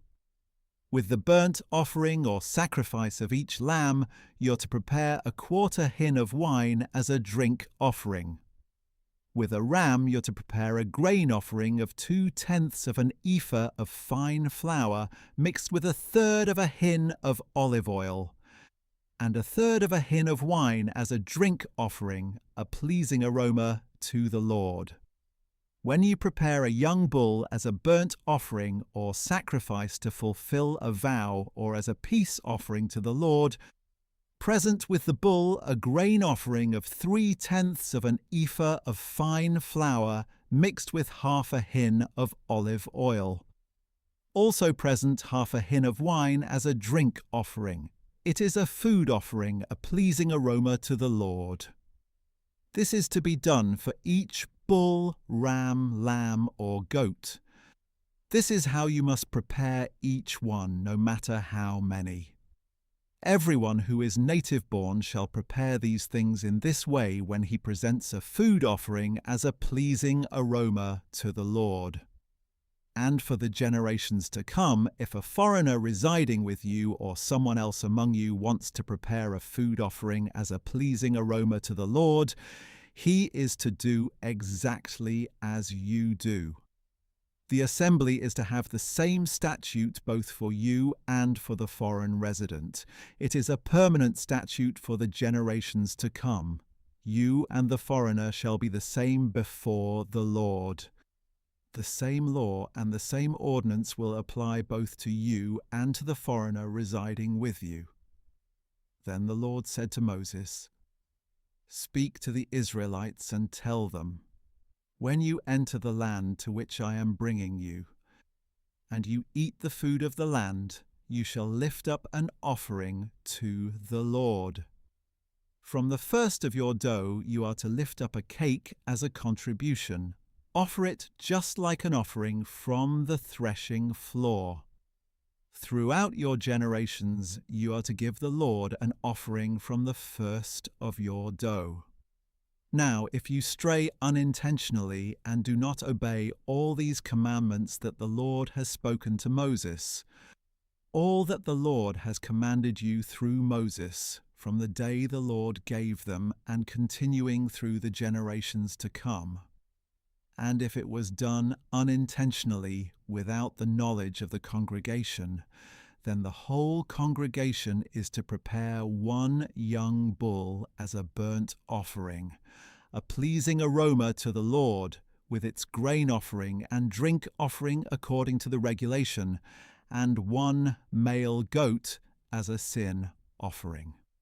The priest is to make atonement for the whole congregation of Israel so that they may be forgiven, for the sin was unintentional, and they have brought to the Lord a food offering and a sin offering presented before the Lord for their unintentional sin.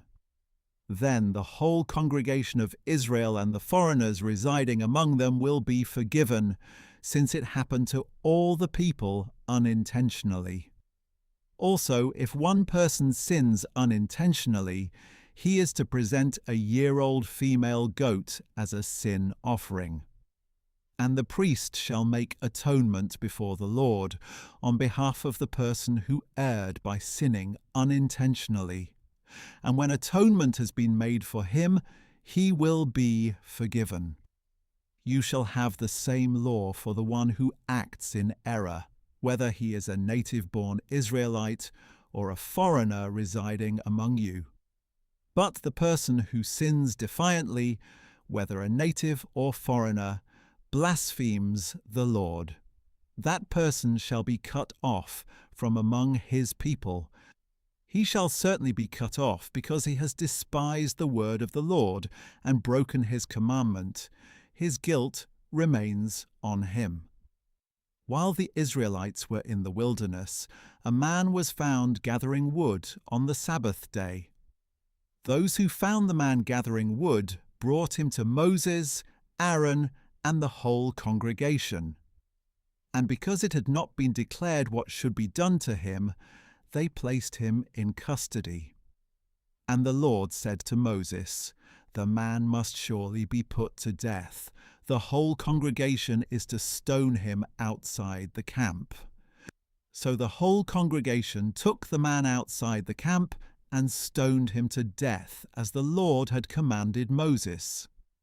And the Lord said to Moses, "Speak to the Israelites and tell them that throughout the generations to come, they are to make for themselves tassels for the corners of their garments, with a blue cord on each tassel.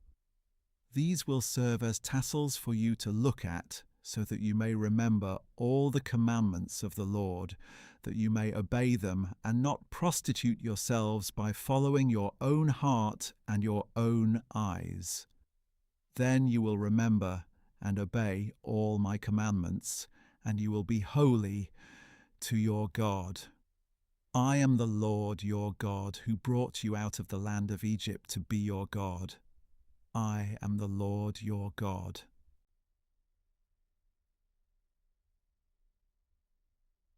Now Korah, son of Izhar, the son of Kohath, son of Levi, along with some Reubenites, Dathan and Abiram, sons of Eliab, and on son of Peleth, conducted a rebellion against Moses, along with 250 men of Israel renowned as leaders of the congregation and representatives in the assembly. They came together against Moses and Aaron and told them, "You have taken too much upon yourselves, for everyone in the entire congregation is holy, and the Lord is in their midst. Why then do you exalt yourselves above the assembly of the Lord?" When Moses heard this, he fell face down. Then he said to Korah and all his followers, "Tomorrow morning the Lord will reveal who belongs to him and who is holy, and he will bring that person near to himself. The one he chooses, he will bring near to himself. You, Korah, and all your followers are to do as follows. Take censers. And tomorrow you are to place fire and incense in them in the presence of the Lord. Then the man the Lord chooses will be the one who is holy. It is you, sons of Levi, who have taken too much upon yourselves." Moses also said to Korah, "Now listen, you sons of Levi. Is it not enough for you that the God of Israel has separated you from the congregation of Israel and brought you near to himself to perform the work at the Lord's tabernacle and to stand before the congregation to minister to them? He has brought you near, you and all your fellow Levites, but you are seeking the priesthood as well. Therefore it is you and all your followers who have conspired against the Lord. As for Aaron, who is he that you should grumble against him?"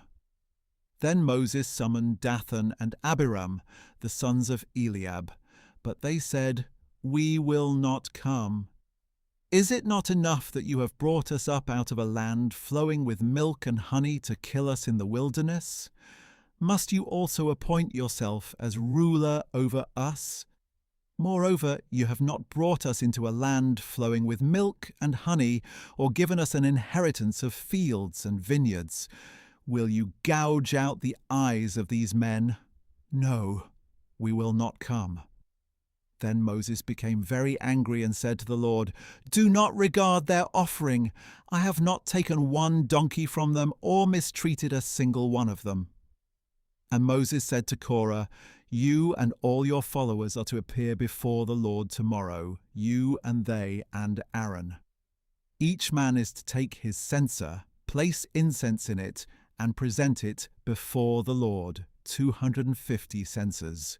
You and Aaron are to present your censers as well." So each man took his censer, put fire and incense in it, and stood with Moses and Aaron at the entrance to the tent of meeting. When Korah had gathered his whole assembly against them at the entrance to the tent of meeting, the glory of the Lord appeared to the whole congregation. And the Lord said to Moses and Aaron, "Separate yourselves from this congregation so that I may consume them in an instant." But Moses and Aaron fell face down and said, "O God, the God of the spirits of all flesh, when one man sins, will you be angry with the whole congregation?" Then the Lord said to Moses, "Tell the congregation to move away from the dwellings of Korah, Dathan, and Abiram." So Moses got up and went to Dathan and Abiram, and the elders of Israel followed him. And he warned the congregation, "Move away now from the tents of these wicked men. Do not touch anything that belongs to them, or you will be swept away because of all their sins." So they moved away from the dwellings of Korah, Dathan, and Abiram. Meanwhile, Dathan and Abiram had come out and stood at the entrances to their tents with their wives and children and infants. Then Moses said, "This is how you will know that the Lord has sent me to do all these things, for it was not my own doing. If these men die a natural death, or if they suffer the fate of all men, then the Lord has not sent me. But if the Lord brings about something unprecedented, and the earth opens its mouth and swallows them, and all that belongs to them, so that they go down alive into Sheol, then you will know that these men have treated the Lord with contempt." As soon as Moses had finished saying all this, the ground beneath them split open, and the earth opened its mouth and swallowed them and their households, all Korah's men and all their possessions. They went down alive into Sheol with all they owned. The earth closed over them, and they vanished from the assembly. At their cries, all the people of Israel who were around them fled, saying, "The earth may swallow us too." And fire came forth from the Lord and consumed the 250 men who were offering the incense. Then the Lord said to Moses, "Tell Eleazar son of Aaron the priest to remove the censers from the flames and to scatter the coals far away, because the censers are holy. As for the censers of those who sinned at the cost of their own lives, hammer them into sheets to overlay the altar, for these were presented before the Lord, and so have become holy. They will serve as a sign to the Israelites." So Eleazar the priest took the bronze censers brought by those who had been burned up, and he had them hammered out to overlay the altar, just as the Lord commanded him through Moses. This was to be a reminder to the Israelites that no outsider who is not a descendant of Aaron should approach to offer incense before the Lord, lest he become like Korah and his followers. The next day the whole congregation of Israel grumbled against Moses and Aaron, saying, "You have killed the Lord's people." But when the congregation gathered against them, Moses and Aaron turned toward the tent of meeting, and suddenly the cloud covered it, and the glory of the Lord appeared. Then Moses and Aaron went to the front of the tent of meeting. And the Lord said to Moses, "Get away from this congregation so that I may consume them in an instant." And Moses and Aaron fell face down. Moses said to Aaron, "Take your censer, place fire from the altar in it, and add incense.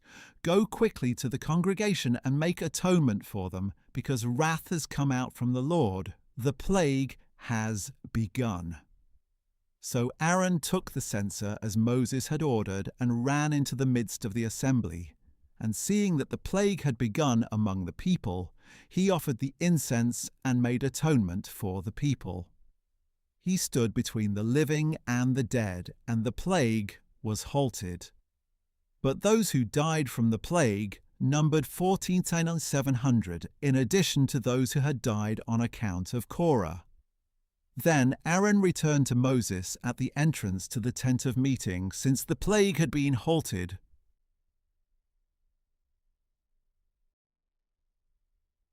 And the Lord said to Moses, "Speak to the Israelites and take from them 12 staffs, one from the leader of each tribe. Write each man's name on his staff, and write Aaron's name on the staff of Levi, because there must be one staff for the head of each tribe. Place the staffs in the tent of meeting in front of the testimony, where I meet with you. The staff belonging to the man I choose will sprout, and I will rid myself of the constant grumbling of the Israelites against you." So Moses spoke to the Israelites, and each of their leaders gave him a staff, one for each of the leaders of their tribes, 12 staffs in all, and Aaron's staff was among them. Then Moses placed the staffs before the Lord in the tent of the testimony.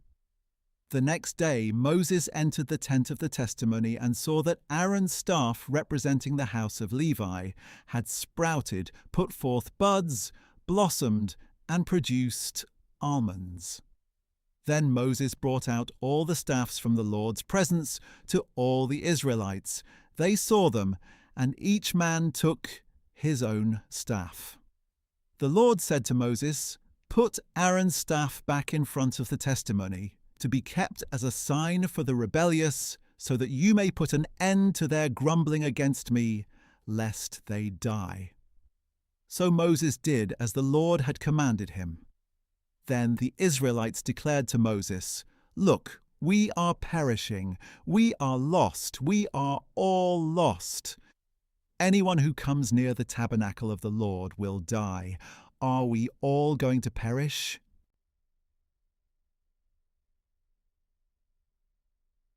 So the Lord said to Aaron, "You and your sons and your father's house must bear the iniquity involving the sanctuary, and you and your sons alone must bear the iniquity involving your priesthood.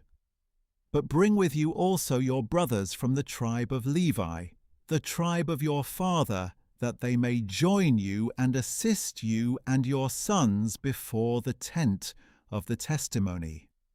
And they shall attend to your duties and to all the duties of the tent, but they must not come near to the furnishings of the sanctuary or the altar, or both they and you will die. They are to join you and attend to the duties of the tent of meeting, doing all the work at the tent, but no outsider may come near you. And you shall attend to the duties of the sanctuary and of the altar, so that wrath may not fall on the Israelites again. Behold, I myself have selected your fellow Levites from the Israelites as a gift to you, dedicated to the Lord to perform the service for the tent of meeting. But only you and your sons shall attend to your priesthood, for everything concerning the altar and what is inside the veil, and you are to perform that service. I am giving you the work of the priesthood as a gift. But any outsider who comes near the sanctuary must be put to death." Then the Lord said to Aaron, "Behold, I have put you in charge of my offerings. As for all the sacred offerings of the Israelites, I have given them to you and your sons as a portion and a permanent statute. A portion of the most holy offerings reserved from the fire will be yours. From all the offerings they render to me as most holy offerings, whether grain offerings or sin offerings or guilt offerings, that part belongs to you and your sons. You are to eat it as a most holy offering, and every male may eat it. You shall regard it as holy. And this is yours as well, the offering of their gifts along with all the wave offerings of the Israelites. I have given this to you and your sons and daughters as a permanent statute. Every ceremonially clean person in your household may eat it. I give you all the freshest olive oil and all the finest new wine and grain that the Israelites give to the Lord as their first fruits. The first fruits of everything in their land that they bring to the Lord will belong to you. Every ceremonially clean person in your household may eat them. Every devoted thing in Israel belongs to you. The firstborn of every womb, whether man or beast, that is offered to the Lord, belongs to you. But you must surely redeem every firstborn son and every firstborn male of unclean animals. You are to pay the redemption price for a month-old male according to your valuation, 5 shekels of silver according to the sanctuary shekel, which is 20 gerahs. But you must not redeem the firstborn of an ox, a sheep, or a goat. They are holy. You are to splatter their blood on the altar and burn their fat as a food offering, a pleasing aroma to the Lord. And their meat belongs to you, just as the breast and right thigh of the wave offering belong to you. All the holy offerings that the Israelites present to the Lord I give to you and to your sons and daughters as a permanent statute. It is a permanent covenant of salt before the Lord, for you and your offspring. Then the Lord said to Aaron, You will have no inheritance in their land, nor will you have any portion among them. I am your portion and your inheritance among the Israelites. Behold, I have given to the Levites all the tithes in Israel as an inheritance in return for the work they do, the service of the tent of meeting. No longer may the Israelites come near to the tent of meeting, or they will incur guilt and die. The Levites are to perform the work of the tent of meeting, and they must bear their iniquity. This is a permanent statute for the generations to come. The Levites will not receive an inheritance among the Israelites. For I have given to the Levites as their inheritance the tithe that the Israelites present to the Lord as a contribution. That is why I told them that they would not receive an inheritance among the Israelites. And the Lord instructed Moses, Speak to the Levites and tell them, When you receive from the Israelites the tithe that I have given you as your inheritance, you must present part of it as an offering to the Lord, a tithe of the tithe. Your offering will be reckoned to you as grain from the threshing floor or juice from the winepress. So you are to present an offering to the Lord from all the tithes you receive from the Israelites, and from these you are to give the Lord's offering to Aaron, the priest. You must present the offering due the Lord from all the best of every gift, the holiest part of it. Therefore say to the Levites, When you have presented the best part, it will be reckoned to you as the produce of the threshing floor or winepress. And you and your households may eat the rest of it anywhere. It is the compensation for your work at the tent of meeting. Once you have presented the best part of it, you will not incur guilt because of it, but you must not defile the sacred offerings of the Israelites, or else you will die.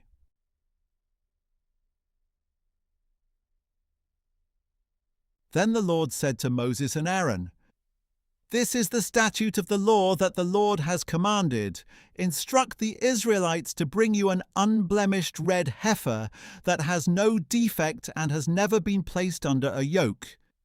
Give it to Eleazar the priest, and he will have it brought outside the camp and slaughtered in his presence.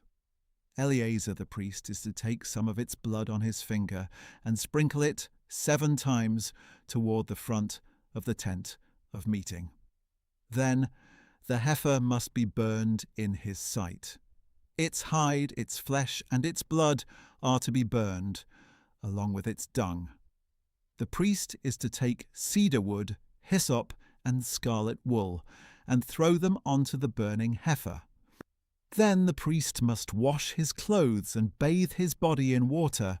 After that he may enter the camp, but he will be ceremonially unclean until evening. The one who burned the heifer must also wash his clothes and bathe his body in water, and he too will be ceremonially unclean until evening. Then a man who is ceremonially clean is to gather up the ashes of the heifer and store them in a ceremonially clean place outside the camp. They must be kept by the congregation of Israel for preparing the water of purification. This is for purification from sin. The man who has gathered up the ashes of the heifer must also wash his clothes, and he will be ceremonially unclean until evening. This is a permanent statute for the Israelites and for the foreigner residing among them. Whoever touches any dead body will be unclean for 7 days. He must purify himself with the water on the 3rd day and on the 7th day. Then he will be clean. But if he does not purify himself on the 3rd and 7th days, he will not be clean. Anyone who touches a human corpse and fails to purify himself defiles the tabernacle of the Lord. That person must be cut off from Israel. He remains unclean because the water of purification has not been sprinkled on him, and his uncleanness is still on him. This is the law when a person dies in a tent. Everyone who enters the tent and everyone already in the tent will be unclean for 7 days. And any open container without a lid fastened on it is unclean. Anyone in the open field who touches someone who has been killed by the sword or has died of natural causes, or anyone who touches a human bone or a grave, will be unclean for 7 days. For the purification of the unclean person, take some of the ashes of the burnt sin offering, put them in a jar, and pour fresh water over them. Then a man who is ceremonially clean is to take some hyssop, dip it in the water, and sprinkle the tent, all the furnishings, and the people who were there. He is also to sprinkle the one who touched a bone, a grave, or a person who has died or been slain. The man who is ceremonially clean is to sprinkle the unclean person on the 3rd day and on the 7th day. After he purifies the unclean person on the 7th day, the one being cleansed must wash his clothes and bathe in water, and that evening he will be clean. But if a person who is unclean does not purify himself, he will be cut off from the assembly, because he has defiled the sanctuary of the Lord. The water of purification has not been sprinkled on him. He is unclean. This is a permanent statute for the people. The one who sprinkles the water of purification must wash his clothes, and whoever touches the water of purification will be unclean until evening. Anything the unclean person touches will become unclean, and anyone who touches it will be unclean until evening.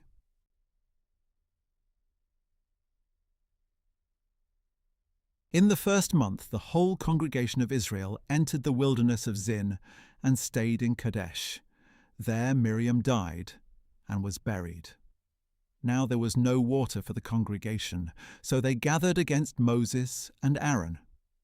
The people quarreled with Moses and said, "If only we had perished with our brothers before the Lord. Why have you brought the Lord's assembly into this wilderness for us and our livestock to die here? Why have you led us up out of Egypt to bring us to this wretched place? It is not a place of grain, figs, vines, or pomegranates, and there is no water to drink." Then Moses and Aaron went from the presence of the assembly to the entrance to the tent of meeting. They fell face down, and the glory of the Lord appeared to them. And the Lord said to Moses, "Take the staff and assemble the congregation. You and your brother Aaron are to speak to the rock while they watch, and it will pour out its water. You will bring out water from the rock and provide drink for the congregation and their livestock." So Moses took the staff from the Lord's presence, just as he had been commanded. Then Moses and Aaron gathered the assembly in front of the rock, and Moses said to them, "Listen now, you rebels. Must we bring you water out of this rock?" Then Moses raised his hand and struck the rock twice with his staff, so that a great amount of water gushed out, and the congregation and their livestock were able to drink. But the Lord said to Moses and Aaron, "Because you did not trust me to show my holiness in the sight of the Israelites, you will not bring this assembly into the land that I have given them." These were the waters of Meribah, where the Israelites quarreled with the Lord, and he showed his holiness among them. From Kadesh, Moses sent messengers to tell the king of Edom, "This is what your brother Israel says. You know all the hardship that has befallen us, how our fathers went down to Egypt, where we lived many years. The Egyptians mistreated us and our fathers. And when we cried out to the Lord, he heard our voice, sent an angel, and brought us out of Egypt. Now look, we are in Kadesh, a city on the edge of your territory. Please let us pass through your land. We will not go through any field or vineyard or drink water from any well. We will stay on the king's highway. We will not turn to the right or to the left until we have passed through your territory." But Edom answered, "You may not travel through our land, or we will come out and confront you with the sword." "We will stay on the main road," the Israelites replied, "and if we or our herds drink your water, we will pay for it. There will be no problem, only let us pass through on foot." But Edom insisted, "You may not pass through." And they came out to confront the Israelites with a large army and a strong hand. So Edom refused to allow Israel to pass through their territory, and Israel turned away from them. After they had set out from Kadesh, the whole congregation of Israel came to Mount Hor. And at Mount Hor, near the border of the land of Edom, the Lord said to Moses and Aaron, "Aaron will be gathered to his people. He will not enter the land that I have given the Israelites, because both of you rebelled against my command at the waters of Meribah. Take Aaron and his son Eleazar and bring them up Mount Hor. Remove Aaron's priestly garments and put them on his son Eleazar. Aaron will be gathered to his people and will die there." So Moses did as the Lord had commanded, and they climbed Mount Hor in the sight of the whole congregation.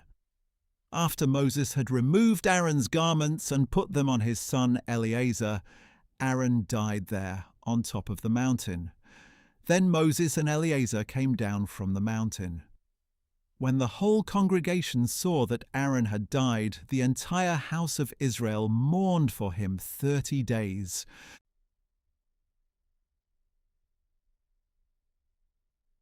When the Canaanite king of Arad, who lived in the Negev, heard that Israel was coming along the road to Atharim, he attacked Israel and captured some prisoners. So Israel made a vow to the Lord, "If you will deliver this people into our hands, we will devote their cities to destruction."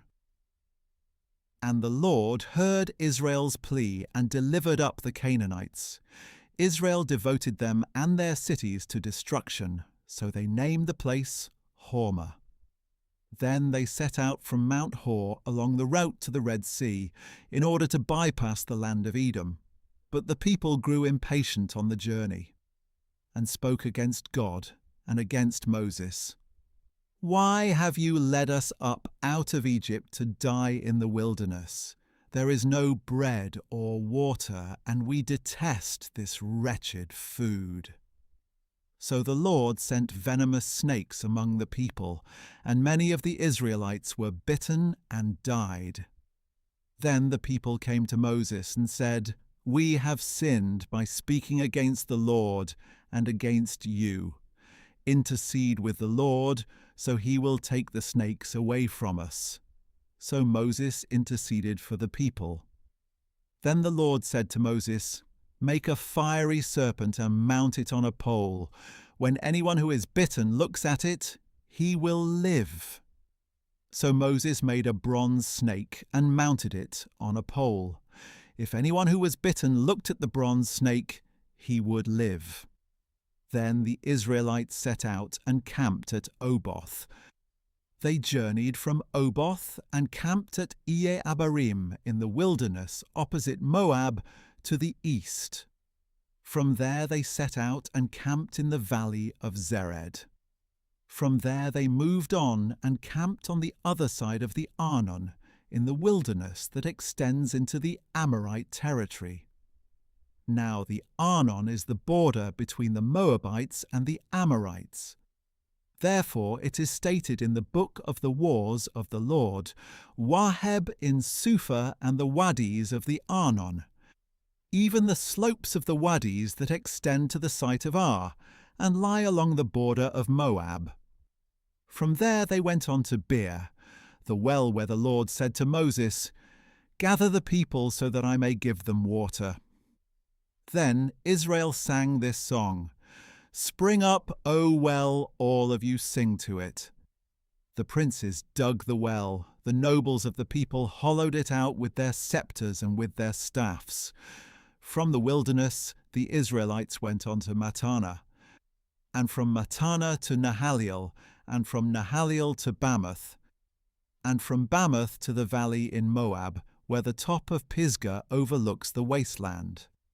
Then Israel sent messengers to Sihon, king of the Amorites, saying, "Let us pass through your land. We will not turn aside into any field or vineyard, or drink water from any well.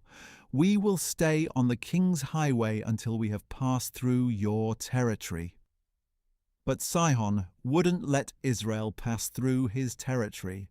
Instead, he gathered his whole army and went out to confront Israel in the wilderness. When he came to Jahaz, he fought against Israel. And Israel put him to the sword and took possession of his land from the Arnon to the Jabbok, but only up to the border of the Ammonites, because it was fortified. Israel captured all the cities of the Amorites and occupied them, including Heshbon and all its villages. Heshbon was the city of Sihon, king of the Amorites, who had fought against the former king of Moab and taken all his land as far as the Arnon. That is why the poets say, "Come to Heshbon, let it be rebuilt, let the city of Sihon be restored." For a fire went out from Heshbon, a blaze from the city of Sihon. It consumed Ar of Moab, the rulers of Arnon's heights. Woe to you, O Moab! You are destroyed, O people of Chemosh! He gave up his sons as refugees and his daughters into captivity to Sihon, king of the Amorites. But we have overthrown them. Heshbon is destroyed as far as Dibon. We demolish them as far as Nophah, which reaches to Medeba. So Israel lived in the land of the Amorites. After Moses had sent spies to Jazer, Israel captured its villages and drove out the Amorites who were there. Then they turned and went up the road to Bashan, and Og king of Bashan and his whole army came out to meet them in battle at Edrei. But the Lord said to Moses, "Do not fear him, for I have delivered him into your hand, along with all his people and his land. Do to him as you did to Sihon, king of the Amorites, who lived in Heshbon." So they struck down Og, along with his sons and his whole army, until no remnant was left, and they took possession of his land.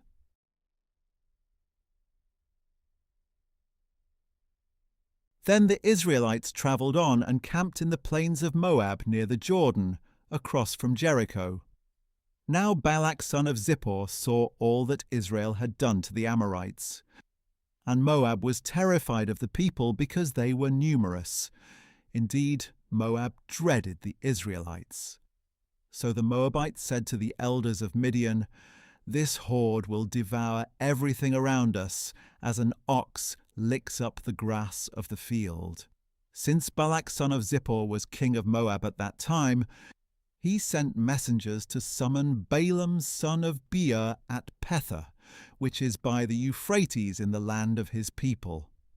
"Behold, a people has come out of Egypt," said Balak. "They cover the face of the land and have settled next to me.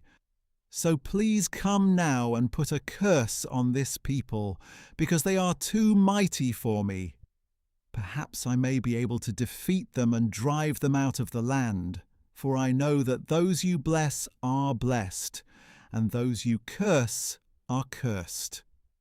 The elders of Moab and Midian departed with the fees for divination in hand.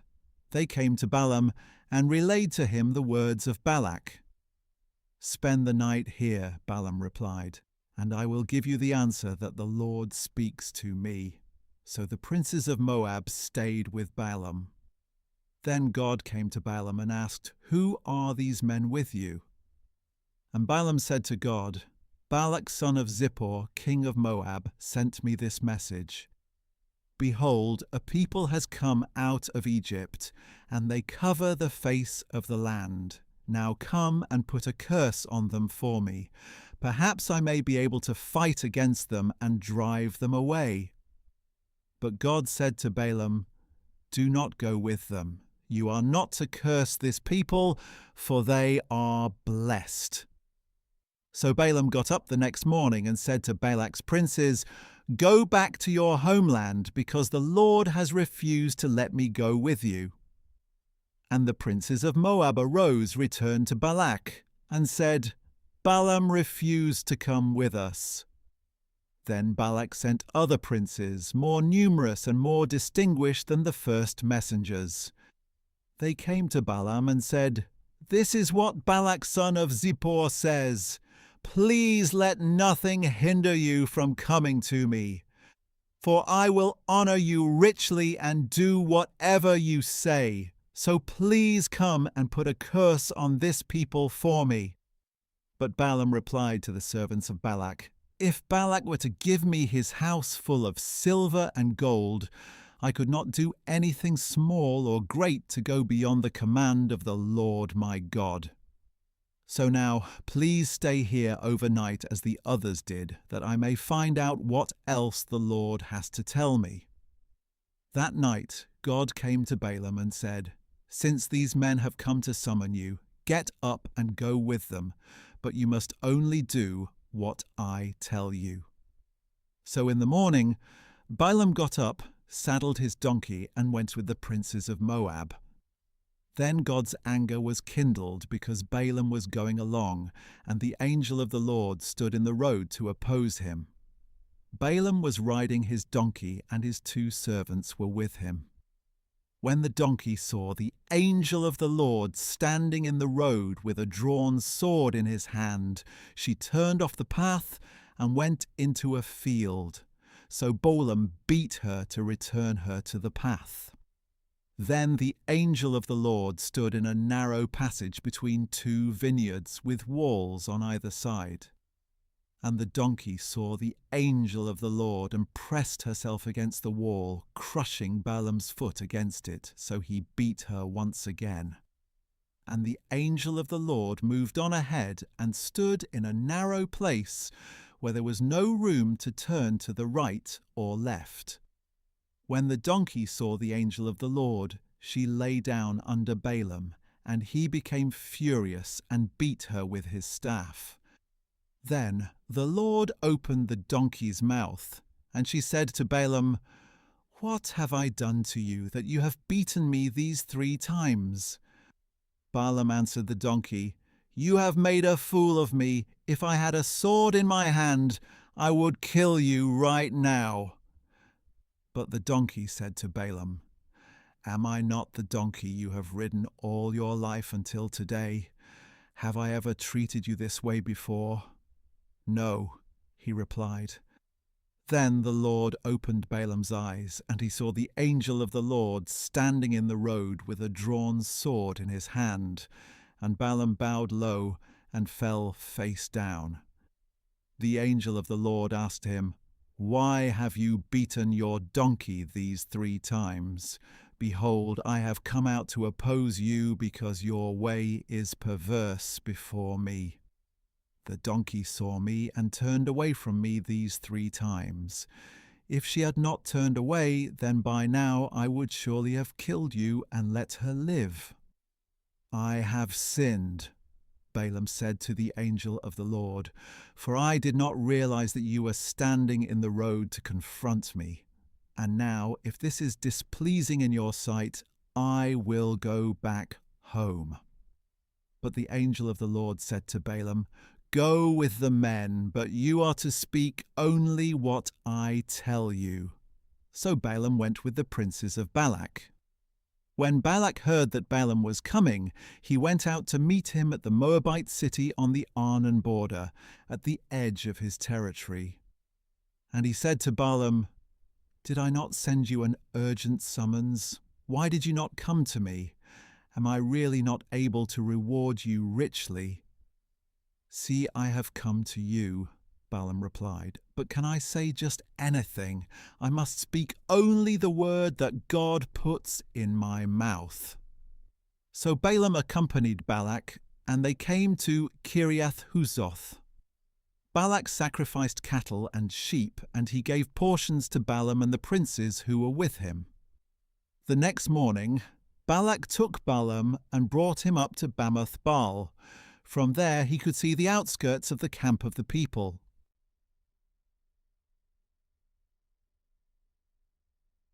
Then Balaam said to Balak, "Build for me 7 altars here, and prepare for me 7 bulls and 7 rams." So Balak did as Balaam had instructed, and Balak and Balaam offered a bull and a ram on each altar. "Stay here by your burnt offering while I am gone," Balaam said to Balak. "Perhaps the Lord will meet with me, and whatever he reveals to me, I will tell you." So Balaam went off to a barren height, and God met with him. "I have set up 7 altars," Balaam said, "and on each altar I have offered a bull and a ram." Then the Lord put a message in Balaam's mouth, saying, "Return to Balak and give him this message." So he returned to Balak, who was standing there beside his burnt offering, with all the princes of Moab. And Balaam lifted up an oracle, saying, "Balak brought me from Aram, the king of Moab, from the mountains of the east. Come," he said, "put a curse on Jacob for me. Come and denounce Israel." "How can I curse those whom God has not cursed? How can I denounce those whom the Lord has not denounced? For I see them from atop the rocky cliffs, and I watch them from the hills. Behold, a people dwelling apart, not reckoning themselves among the nations. Who can count the dust of Jacob, or number even a fourth of Israel? Let me die the death of the righteous. Let my end be like theirs." Then Balak said to Balaam, "What have you done to me? I brought you here to curse my enemies, and behold, you have only blessed them." But Balaam replied, "Should I not speak exactly what the Lord puts in my mouth?" Then Balak said to him, Please come with me to another place where you can see them. You will only see the outskirts of their camp, not all of them, and from there curse them for me." So Balak took him to the field of Zophim, to the top of Pisgah, where he built 7 altars and offered a bull and a ram on each altar. Balaam said to Balak, "Stay here beside your burnt offering while I meet the Lord over there." And the Lord met with Balaam and put a message in his mouth, saying, "Return to Balak and speak what I tell you." So he returned to Balak, who was standing there by his burnt offering with the princes of Moab. "What did the Lord say?" Balak asked. Then Balaam lifted up an oracle, saying, "Arise, O Balak, and listen. Give ear to me, O son of Zippor. God is not a man that he should lie, or a son of man that he should change his mind. Does he speak and not act? Does he promise and not fulfill? I have indeed received a command to bless. He has blessed, and I cannot change it. He considers no disaster for Jacob. He sees no trouble for Israel. The Lord their God is with them, and the shout of the king is among them. God brought them out of Egypt with strength like a wild ox. For there is no spell against Jacob, and no divination against Israel. It will now be said of Jacob and Israel, "What great things God has done." Behold, the people rise like a lioness. They rouse themselves like a lion, not resting until they devour their prey and drink the blood of the slain. Now Balak said to Balaam, "Then neither curse them at all, nor bless them at all." But Balaam replied, "Did I not tell you that whatever the Lord says, I must do?" "Please come," said Balak. "I will take you to another place. Perhaps it will please God that you curse them for me from there." And Balak took Balaam to the top of Peor, which overlooks the wasteland. Then Balaam said, "Build for me 7 altars here, and prepare for me 7 bulls and 7 rams." So Balak did as Balaam had instructed, and he offered a bull and a ram on each altar.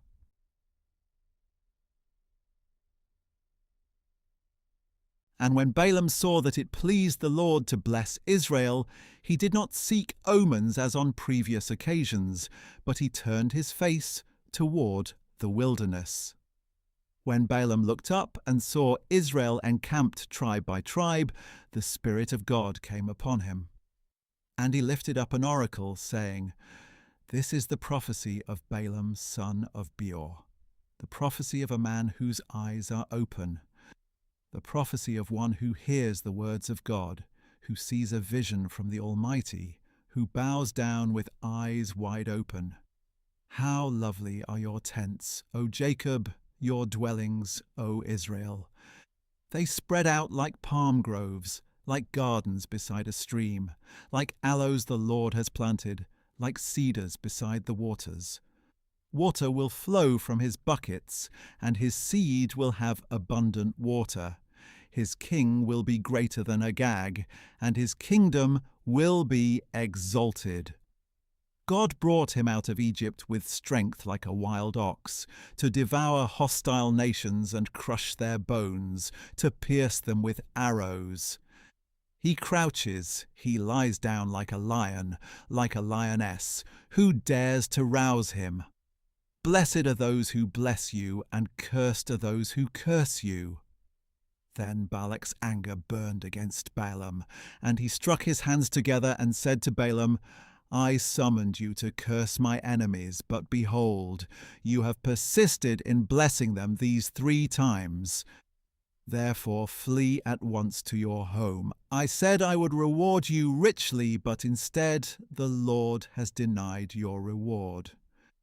Balaam answered Balak, "Did I not already tell the messengers you sent me that even if Balak were to give me his house full of silver and gold, I could not do anything of my own accord, good or bad, to go beyond the command of the Lord?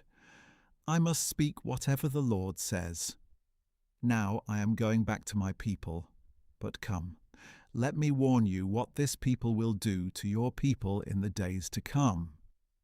Then Balaam lifted up an oracle, saying, "This is the prophecy of Balaam son of Beor, the prophecy of a man whose eyes are open, the prophecy of one who hears the words of God, who has knowledge from the Most High, who sees a vision from the Almighty, who bows down with eyes wide open. I see him, but not now. I behold him, but not near. A star will come forth from Jacob, and a scepter will arise from Israel. He will crush the skulls of Moab and strike down all the sons of Sheth. Edom will become a possession, as will Seir, his enemy, but Israel will perform with valor. A ruler will come from Jacob and destroy the survivors of the city." Then Balaam saw Amalek and lifted up an oracle, saying, "Amalek was first among the nations, but his end is destruction." Next he saw the Kenites and lifted up an oracle, saying, "Your dwelling place is secure, and your nest is set in a cliff. Yet Cain will be destroyed when Asher takes you captive." Once more Balaam lifted up an oracle, saying, Who can live unless God has ordained it? Ships will come from the coasts of Cyprus. They will subdue Asher and Eber, but they too will perish forever." Then Balaam arose and returned to his homeland, and Balak also went on his way.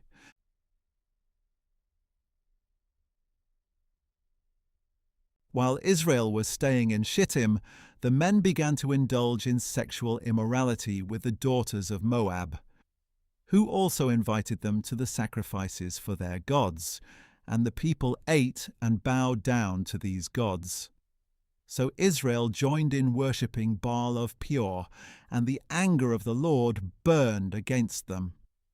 Then the Lord said to Moses, "Take all the leaders of the people and execute them in broad daylight before the Lord, so that his fierce anger may turn away from Israel." So Moses told the judges of Israel, "Each of you must kill all of his men who have joined in worshipping Baal of Peor." Just then an Israelite man brought to his family a Midianite woman in the sight of Moses and the whole congregation of Israel while they were weeping at the entrance to the tent of meeting.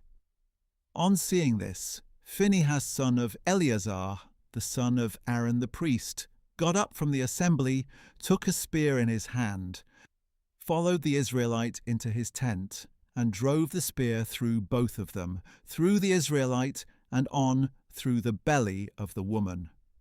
So the plague against the Israelites was halted, but those who died in the plague numbered 24,000. Then the Lord said to Moses, "Phinehas, son of Eleazar, the son of Aaron the priest, has turned my wrath away from the Israelites, for he was zealous for my sake among them, so that I did not consume the Israelites in my zeal. Declare, therefore, that I am granting him my covenant of peace. It will be a covenant of permanent priesthood for him and his descendants, because he was zealous for his God and made atonement for the Israelites." The name of the Israelite who was slain with the Midianite woman was Zimri son of Salu, the leader of a Simeonite family. And the name of the slain Midianite woman was Cosbi, the daughter of Zur, a tribal chief of a Midianite family. And the Lord said to Moses, "Attack the Midianites and strike them dead, for they assailed you deceitfully when they seduced you in the matter of Pur and their sister Cosbi, the daughter of the Midianite leader, the woman who was killed on the day the plague came because of Peor."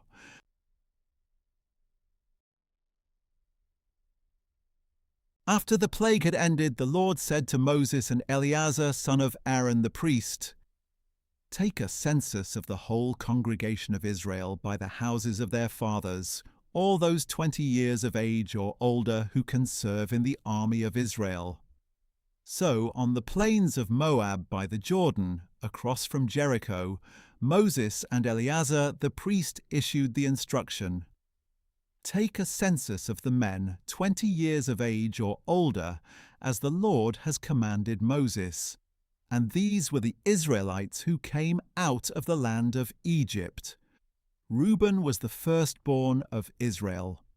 These were the descendants of Reuben, the Hanokite clan from Hanok, the Paluite clan from Palu, the Hezronite clan from Hezron, and the Carmite clan from Carmi. These were the clans of Reuben, and their registration numbered 43,030. Now the son of Palu was Eliab, and the sons of Eliab were Nemuel, Dathan, and Abiram.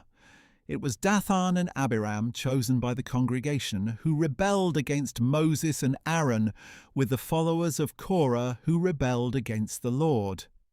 And the earth opened its mouth and swallowed them along with Korah, whose followers died when the fire consumed 250 men.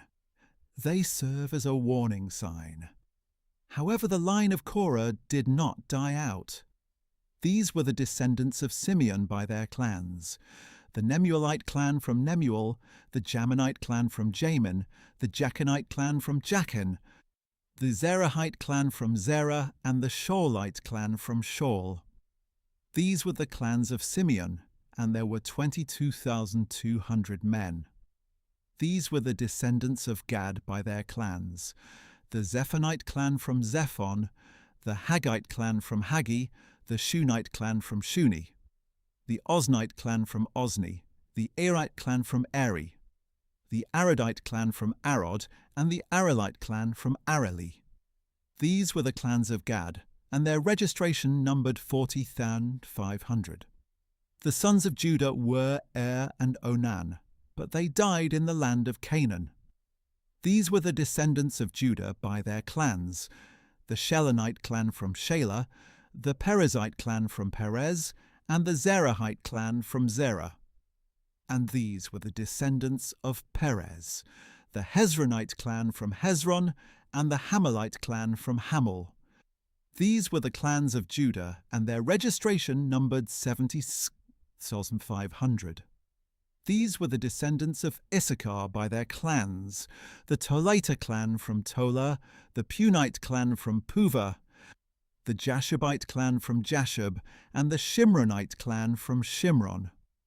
These were the clans of Issachar, and their registration numbered 64,300. These were the descendants of Zebulun by their clans: the Seredite clan from Sered, the Elonite clan from Elon, and the Jalilite clan from Jalil. These were the clans of Zebulun, and their registration numbered 60,500. The descendants of Joseph included the clans of Manasseh and Ephraim. These were the descendants of Manasseh: the Mashirite clan from Machir, the father of Gilead, and the Gileadite clan from Gilead. These were the descendants of Gilead: the Iezerite clan from Izer, the Helekite clan from Helek, the Asrielite clan from Asriel, the Shechemite clan from Shechem, the Shemidite clan from Shemida, and the Hepherite clan from Hepher. Now Zelophehad son of Hepher had no sons but only daughters. The names of his daughters were Mahlah, Noah, Hoglah, Milcah, and Tirzah. These were the clans of Manasseh, and their registration numbered 52,700. These were the descendants of Ephraim by their clans: the Shuthelahite clan from Shuthelah, the Becherite clan from Becher, and the Tahanite clan from Tahan. And the descendants of Shuthelah were the Eranite clan from Iran. These were the clans of Ephraim, and their registration numbered 32,500. These clans were the descendants of Joseph. These were the descendants of Benjamin by their clans: the Belate clan from Bela, the Ashbelite clan from Ashbel, the Ahiramite clan from Ahiram, the Shuppamite clan from Shuppam, and the Huphamite clan from Hupham. And the descendants of Bela from Ard and Naaman were the Ardite clan from Ard, and the Naamite clan from Naaman. These were the clans of Benjamin, and their registration numbered 45,600. These were the descendants of Dan by their clans, the Shuhamite clan from Shuham. These were the clans of Dan. All of them were Shuhamite clans, and their registration numbered 64,400.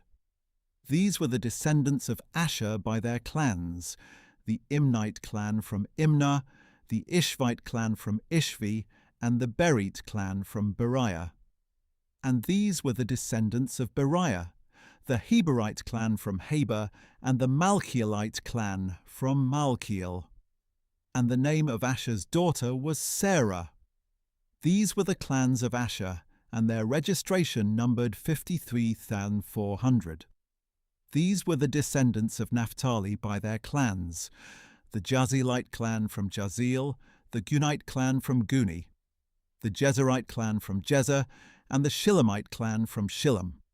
These were the clans of Naphtali, and their registration numbered 45,400. These men of Israel numbered 630 in all. Then the Lord said to Moses, "The land is to be divided among the tribes as an inheritance, according to the number of names. Increase the inheritance for a large tribe and decrease it for a small one. Each tribe is to receive its inheritance according to the number of those registered. Indeed, the land must be divided by lot. They shall receive their inheritance according to the names of the tribes of their fathers.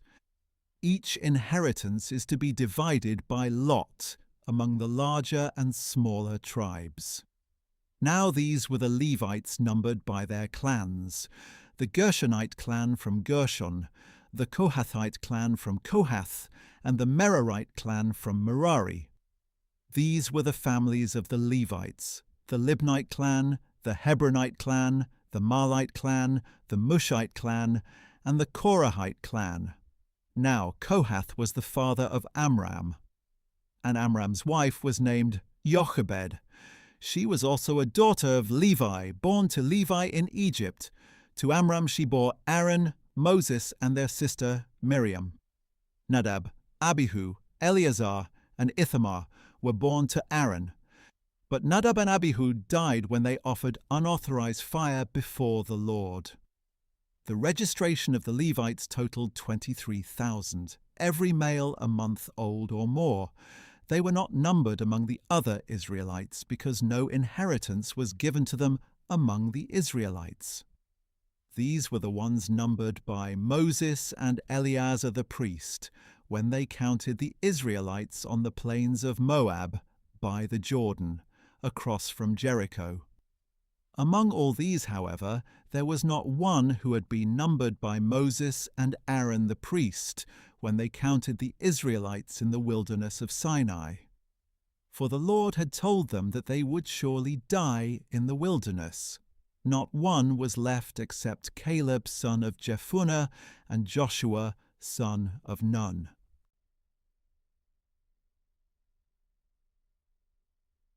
Now the daughters of Zelophehad son of Hepher, the son of Gilead, the son of Mashir, the son of Manasseh, belonged to the clans of Manasseh son of Joseph. These were the names of his daughters: Mahlah, Noah, Hoglah, Milcah, and Tirzah. They approached. The entrance to the tent of meeting stood before Moses, Eleazar the priest, the leaders, and the whole congregation, and said, "Our father died in the wilderness, but he was not among the followers of Korah who gathered together against the Lord. Instead, he died because of his own sin, and he had no sons. Why should the name of our father disappear from his clan because he had no sons? Give us property among our father's brothers." So Moses brought their case before the Lord. And the Lord answered him, "The daughters of Zelophehad speak correctly. You certainly must give them property as an inheritance among their father's brothers, and transfer their father's inheritance to them. Furthermore, you shall say to the Israelites, if a man dies and leaves no son, you are to transfer his inheritance to his daughter. If he has no daughter, give his inheritance to his brothers. If he has no brothers, give his inheritance to his father's brothers. And if his father has no brothers, give his inheritance to the next of kin from his clan, that he may take possession of it. This is to be a statutory ordinance for the Israelites, as the Lord has commanded Moses. Then the Lord said to Moses, "Go up this mountain of the Abarim range, and see the land that I have given the Israelites. After you have seen it, you too will be gathered to your people, as your brother Aaron was. For when the congregation contended in the wilderness of Zin, both of you rebelled against my command to show my holiness in their sight regarding the waters. Those were the waters of Meribah in Kadesh, in the wilderness of Zin." So Moses appealed to the Lord. "May the Lord, the God of the spirits of all flesh, appoint a man over the congregation, who will go out and come in before them, and who will lead them out and bring them in, so that the congregation of the Lord will not be like sheep without a shepherd." And the Lord replied to Moses, "Take Joshua son of Nun, a man with the Spirit in him, and lay your hands on him. Have him stand before Eleazar the priest and the whole congregation, and commission him in their sight. Confer on him some of your authority, so that the whole congregation of Israel will obey him. He shall stand before Eleazar the priest, who will seek counsel for him before the Lord by the judgment of the Urim. At his command, he and all the Israelites with him, the entire congregation, will go out and come in."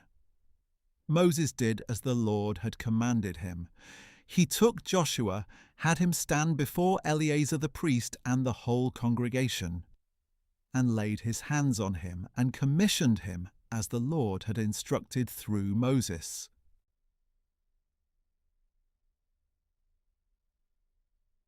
Then the Lord said to Moses, "Command the Israelites and say to them, 'See that you present to me at its appointed time the food for my food offerings as a pleasing aroma to me. And tell them that this is the food offering you are to present to the Lord as a regular burnt offering each day. 2 unblemished year-old male lambs. Offer 1 lamb in the morning and the other at twilight, along with 1/10 of an ephah of fine flour as a grain offering, mixed with 1/4 hin of oil from pressed olives. This is a regular burnt offering established at Mount Sinai as a pleasing aroma, a food offering to the Lord. The drink offering accompanying each lamb shall be 1/4 hin. Pour out the offering of fermented drink to the Lord in the sanctuary area, and offer the second lamb at twilight with the same grain offering and drink offering as in the morning. It is a food offering, a pleasing aroma to the Lord. On the Sabbath day, present 2 unblemished year-old male lambs, accompanied by a grain offering of 2/10 of an ephah of fine flour mixed with oil, as well as a drink offering. This is the burnt offering for every Sabbath, in addition to the regular burnt offering and its drink offering. At the beginning of every month you are to present to the Lord a burnt offering of 2 young bulls, 1 ram, and 7 male lambs a year old, all unblemished, along with 3/10 of an ephah of fine flour mixed with oil as a grain offering with each bull, 2/10 of an ephah of fine flour mixed with oil as a grain offering with the ram, and 1/10 of an ephah of fine flour mixed with oil as a grain offering with each lamb. This is a burnt offering, a pleasing aroma, a food offering to the Lord. The drink offerings shall be 1/2 hin of wine with each bull, 1/3 of a hin with the ram, and 1/4 hin with each lamb. This is the monthly burnt offering to be made at each new moon throughout the year. In addition to the regular burnt offering with its drink offering, one male goat is to be presented to the Lord as a sin offering. The 14th day of the first month is the Lord's Passover. On the 15th day of this month there shall be a feast. For 7 days unleavened bread is to be eaten. On the first day there is to be a sacred assembly. You must not do any regular work. Present to the Lord a food offering, a burnt offering of 2 young bulls, 1 ram, and 7 male lambs a year old, all unblemished. The grain offering shall consist of fine flour mixed with oil.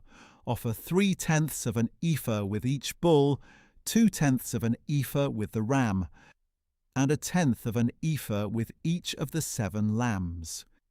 Include 1 male goat as a sin offering to make atonement for you.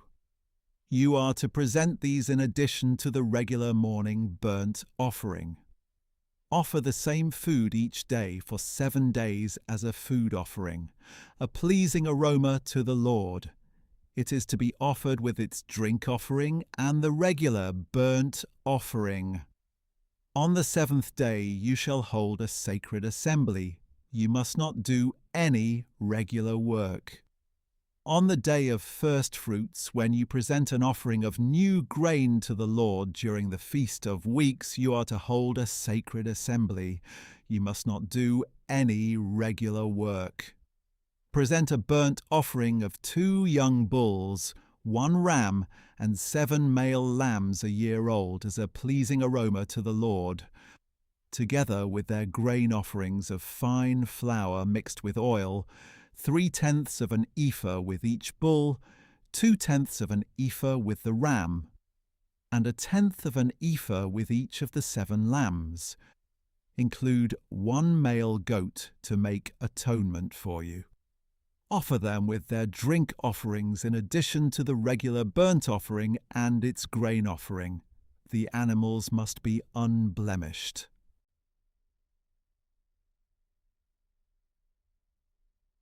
On the first day of the 7th month, you are to hold a sacred assembly, and you must not do any regular work. This will be a day for you to sound the trumpets.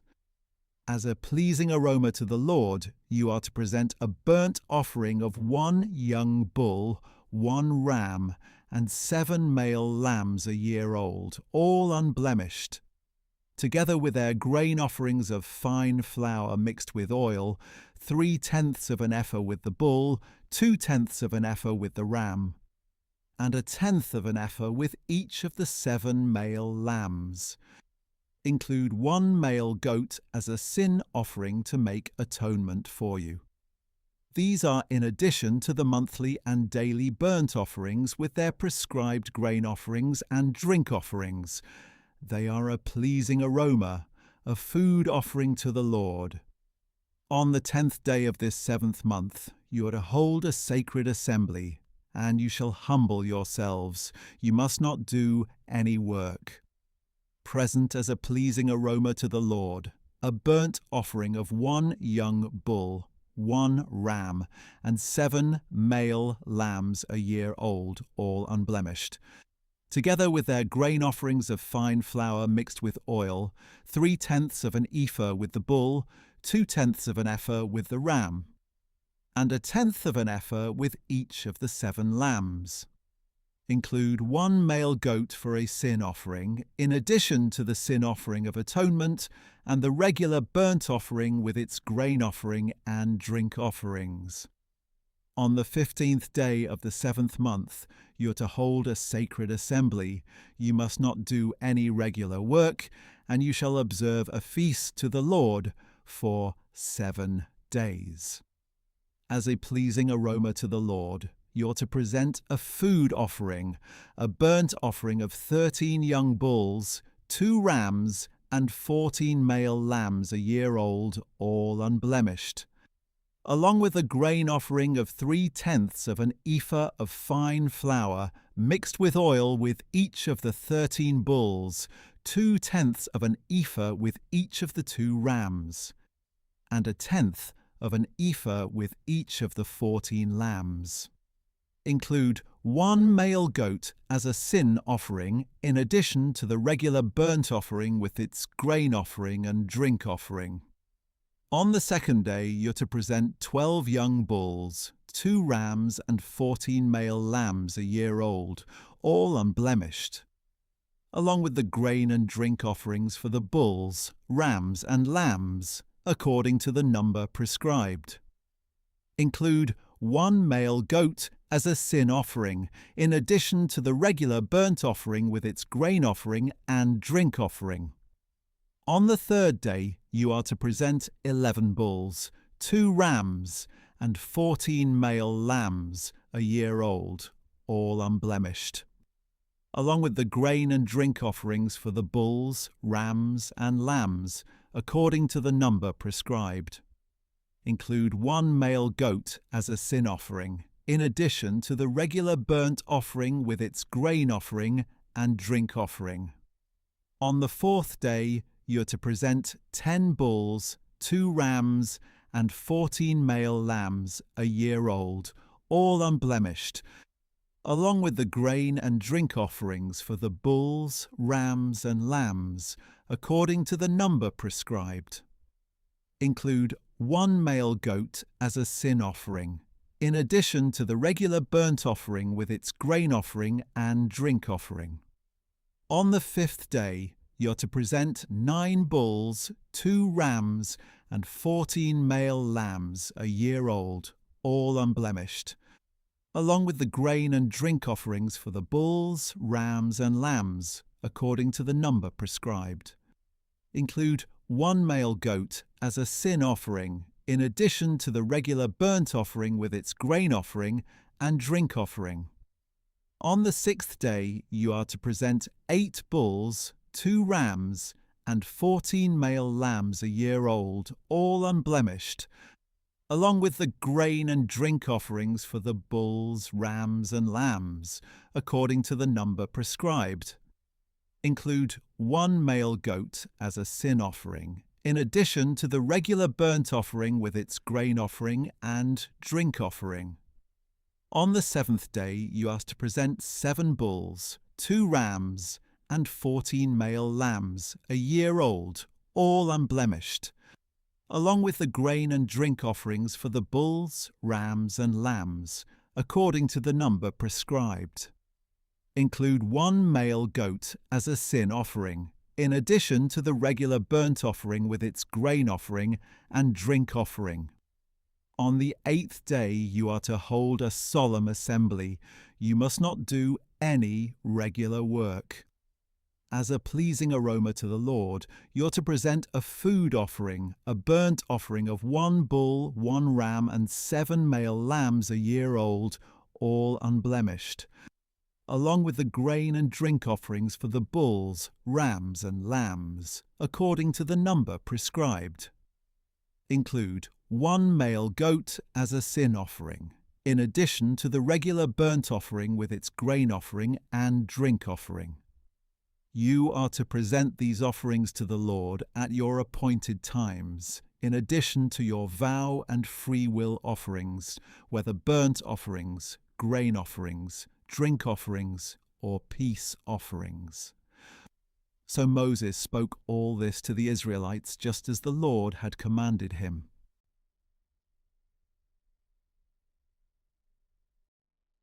Then Moses said to the heads of the tribes of Israel, "This is what the Lord has commanded. If a man makes a vow to the Lord or swears an oath to obligate himself by a pledge, he must not break his word. He must do everything he has promised. And if a woman in her father's house during her youth makes a vow to the Lord or obligates herself by a pledge, and her father hears about her vow or pledge but says nothing to her, then all the vows or pledges by which she has bound herself shall stand. But if her father prohibits her on the day he hears about it, then none of the vows or pledges by which she has bound herself shall stand. The Lord will absolve her because her father has prohibited her.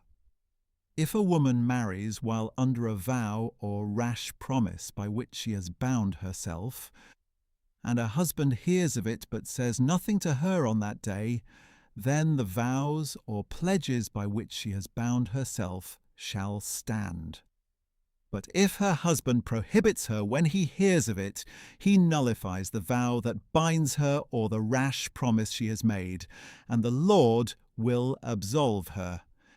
Every vow a widow or divorced woman pledges to fulfill is binding on her.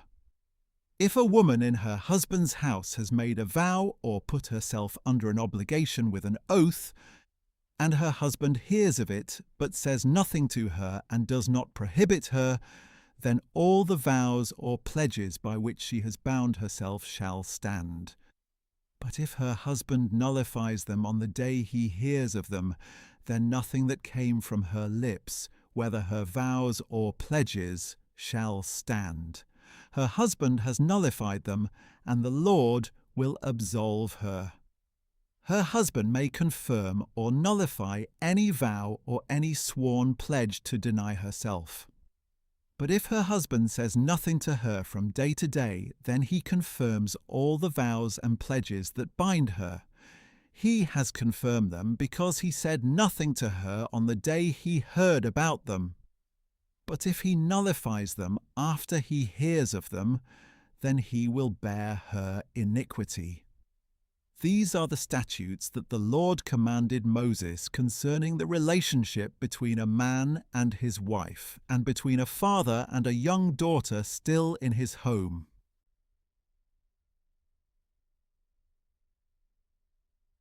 And the Lord said to Moses, "Take vengeance on the Midianites for the Israelites. After that you will be gathered to your people." So Moses told the people, "Arm some of your men for war, that they may go against the Midianites and execute the Lord's vengeance on them. Send into battle 1,000 men from each tribe of Israel." So 1,000 men were recruited from each tribe of Israel, 12,000 armed for war. And Moses sent the 1,000 from each tribe into battle, along with Phinehas son of Eleazar the priest, who took with him the vessels of the sanctuary and the trumpets for signalling. Then they waged war against Midian, as the Lord had commanded Moses, and they killed every male. Among the slain were Evi, Rechem, Zur, Hur, and Reba, the 5 kings of Midian. They also killed Balaam son of Beor with the sword. The Israelites captured the Midianite women and their children, and they plundered all their herds, flocks, and goods. Then they burned all the cities where the Midianites had lived, as well as all their encampments, and carried away all the plunder and spoils, both people and animals. They brought the captives, spoils, and plunder to Moses, to Eleazar the priest, and to the congregation of Israel at the camp on the plains of Moab, by the Jordan, across from Jericho. And Moses, Eleazar the priest, and all the leaders of the congregation went to meet them outside the camp. But Moses was angry with the officers of the army, the commanders of thousands and commanders of hundreds who were returning from the battle. "Have you spared all the women?" he asked them.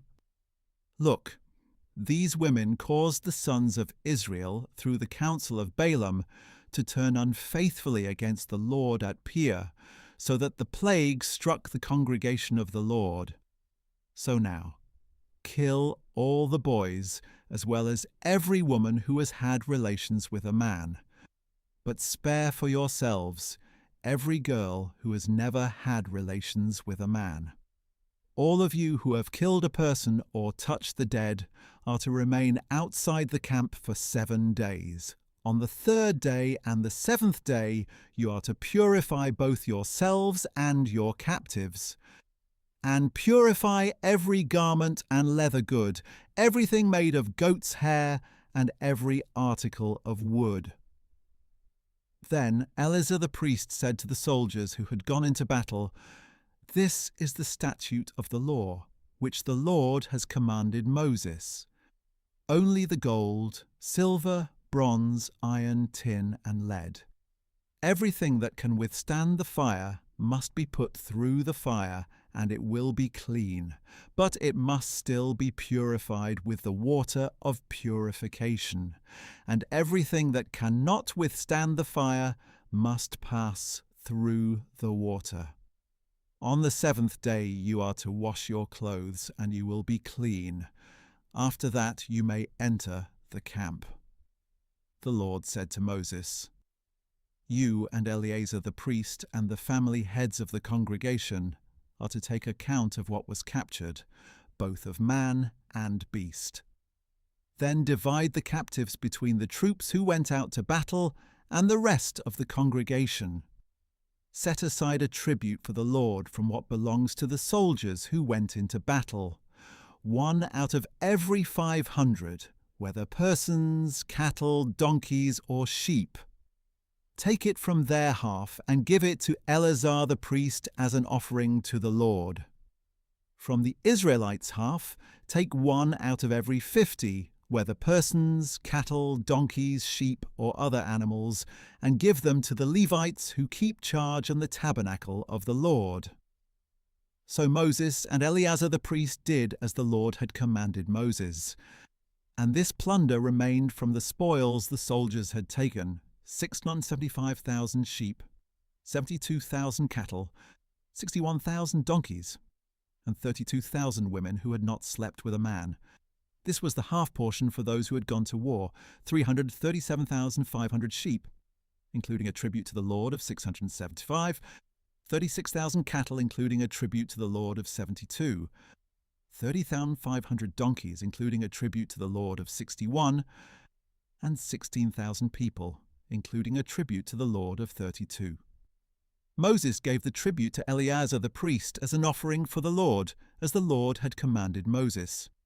From the Israelites' half, which Moses had set apart from the men who had gone to war, this half belonged to the congregation: 337,500 sheep, 36,000 cattle, 30,500 donkeys, and 16,000 people.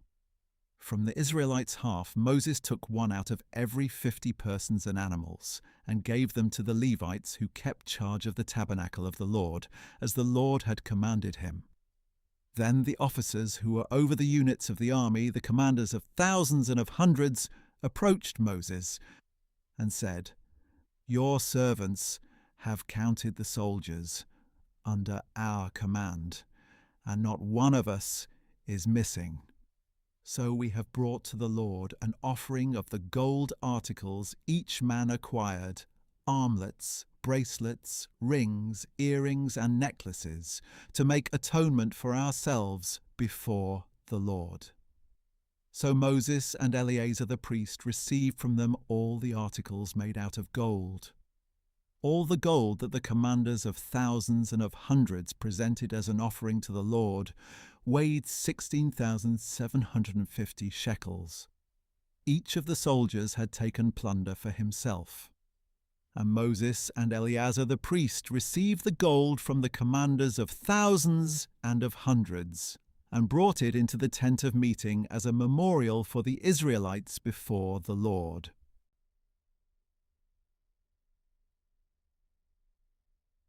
Now the Reubenites and Gadites, who had very large herds and flocks, surveyed the lands of Jazer and Gilead, and they saw that the region was suitable for livestock.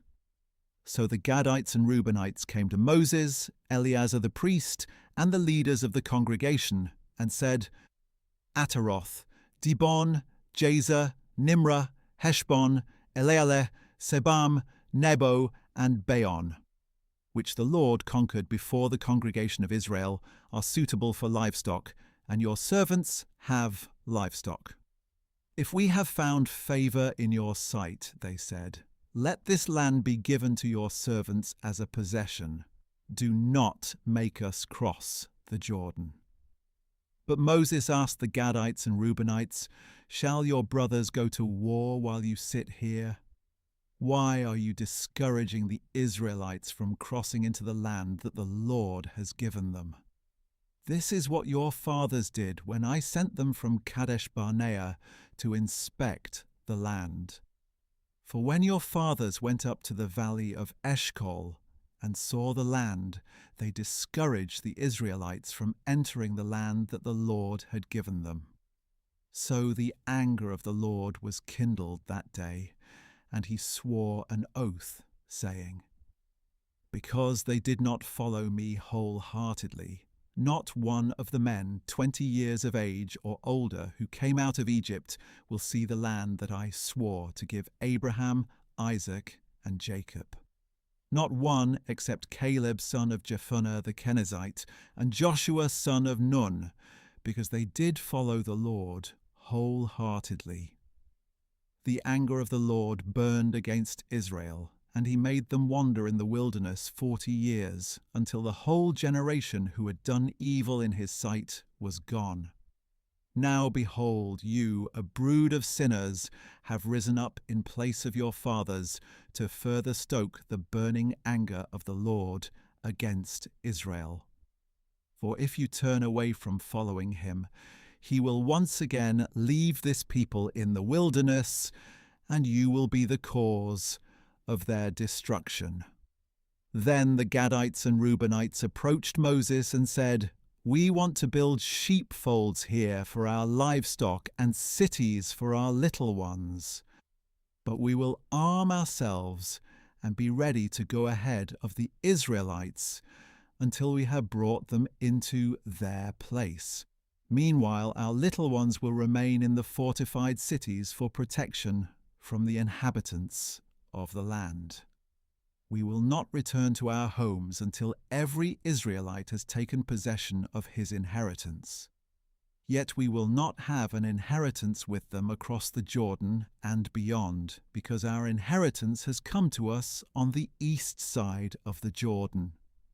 Moses replied, "If you will do this, if you will arm yourselves before the Lord for battle, and if every one of your armed men crosses the Jordan before the Lord until he has driven his enemies out before him, then when the land is subdued before the Lord, you may return and be free of obligation to the Lord and to Israel, and this land will belong to you as a possession before the Lord. But if you do not do this, you will certainly sin against the Lord, and be assured that your sin will find you out. Build cities for your little ones and folds for your flocks, but do what you have promised." The Gadites and Reubenites said to Moses, "Your servants will do just as our Lord commands. Our children, our wives, our livestock, and all our animals will remain here in the cities of Gilead. But your servants are equipped for war, and every man will cross over to the battle before the Lord, just as our Lord says." So Moses gave orders about them to Eleazar the priest, to Joshua son of Nun, and to the family leaders of the tribes of Israel. And Moses said to them, "If the Gadites and Reubenites cross the Jordan with you, with every man armed for battle before the Lord, and the land is subdued before you, then you are to give them the land of Gilead as a possession. But if they do not arm themselves and go across with you, then they must accept their possession among you in the land of Canaan." The Gadites and Reubenites replied, "As the Lord has spoken to your servants, so we will do. We will cross over into the land of Canaan, armed before the Lord, that we may have our inheritance on this side of the Jordan." So Moses gave to the Gadites, to the Reubenites, and to the half-tribe of Manasseh, son of Joseph, the kingdom of Sihon, king of the Amorites, and the kingdom of Og, king of Bashan, the land including its cities and the territory surrounding them.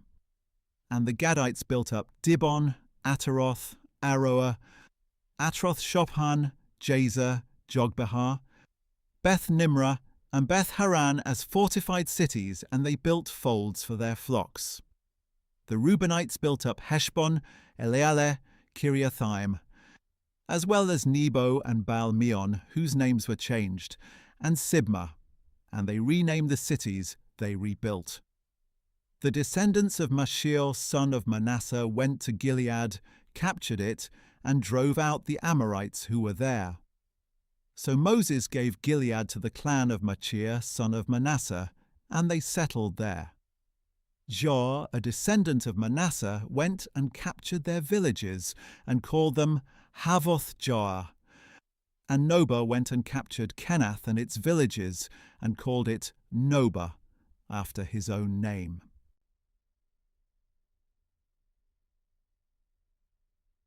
These are the journeys of the Israelites when they came out of the land of Egypt by their divisions under the leadership of Moses and Aaron. At the Lord's command, Moses recorded the stages of their journey. These are the stages listed by their starting points. On the 15th day of the first month, on the day after the Passover, the Israelites set out from Ramesses.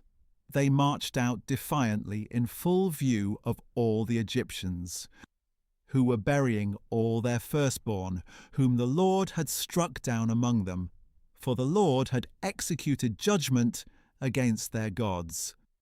The Israelites set out from Ramesses and camped at Succoth. They set out from Succoth and camped at Etham, on the edge of the wilderness. They set out from Etham and turned back to Pi-hahiroth, opposite Baal-zephon, and they camped near Migdol. They set out from Pi-hahiroth and crossed through the sea into the wilderness, and they journeyed 3 days into the wilderness of Etham and camped at Marah. They set out from Marah and came to Elim, where there were 12 springs and 70 palm trees, and they camped there. They set out from Elim and camped by the Red Sea. They set out from the Red Sea and camped in the desert of Sin. They set out from the desert of Sin and camped at Dophkah.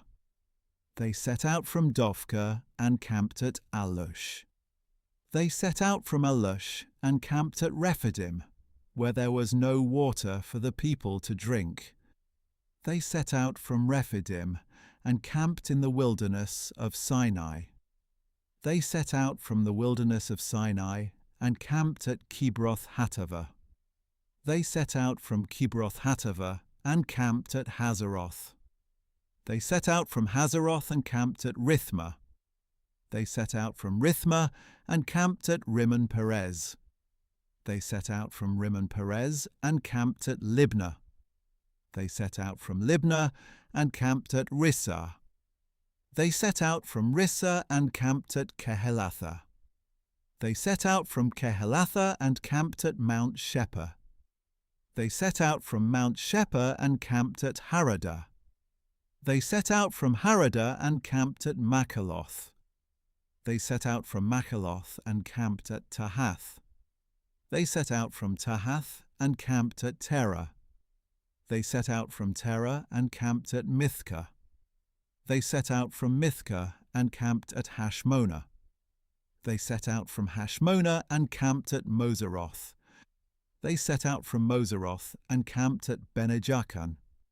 They set out from Bene-Jaakan and camped at Hor-Haggidgad. They set out from Hor-Haggidgad and camped at Jotbatha. They set out from Jotbatha and camped at Abronah. They set out from Abronah and camped at Ezion-Geber. They set out from Ezion-Geber and camped at Kadesh in the wilderness of Zin. They set out from Kadesh and camped at Mount Hor on the outskirts of the land of Edom. At the Lord's command, Aaron the priest climbed Mount Hor and died there on the first day of the 5th month, in the 40th year after the Israelites had come out of the land of Egypt. Aaron was 123 years old when he died on Mount Hor. Now the Canaanite king of Arad, who lived in the Negev in the land of Canaan, heard that the Israelites were coming. And the Israelites set out from Mount Hor and camped at Zalmonah. They set out from Zalmonah and camped at Punon. They set out from Punon and camped at Oboth. They set out from Oboth and camped at Abarim on the border of Moab. They set out from Iyim and camped at Dibongad. They set out from Dibongad and camped at Almon Diblathaim. They set out from Almon Diblathaim and camped in the mountains of Abarim facing Nebo. They set out from the mountains of Abarim and camped on the plains of Moab by the Jordan across from Jericho. And there on the plains of Moab they camped by the Jordan, from Beth Jeshimoth to Abel Shittim.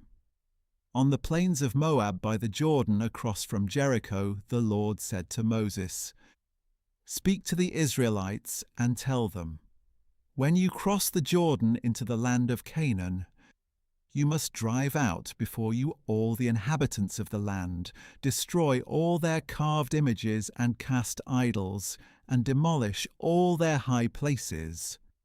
You are to take possession of the land and settle in it, for I have given you the land to possess. And you are to divide the land by lot, according to your clans. Give a larger inheritance to a larger clan, and a smaller inheritance to a smaller one. Whatever falls to each one by lot will be his. You will receive an inheritance according to the tribes of your fathers. But if you do not drive out the inhabitants of the land before you, those you allow to remain will become barbs in your eyes and thorns in your sides. They will harass you in the land where you settle. And then I will do to you what I had planned to do to them."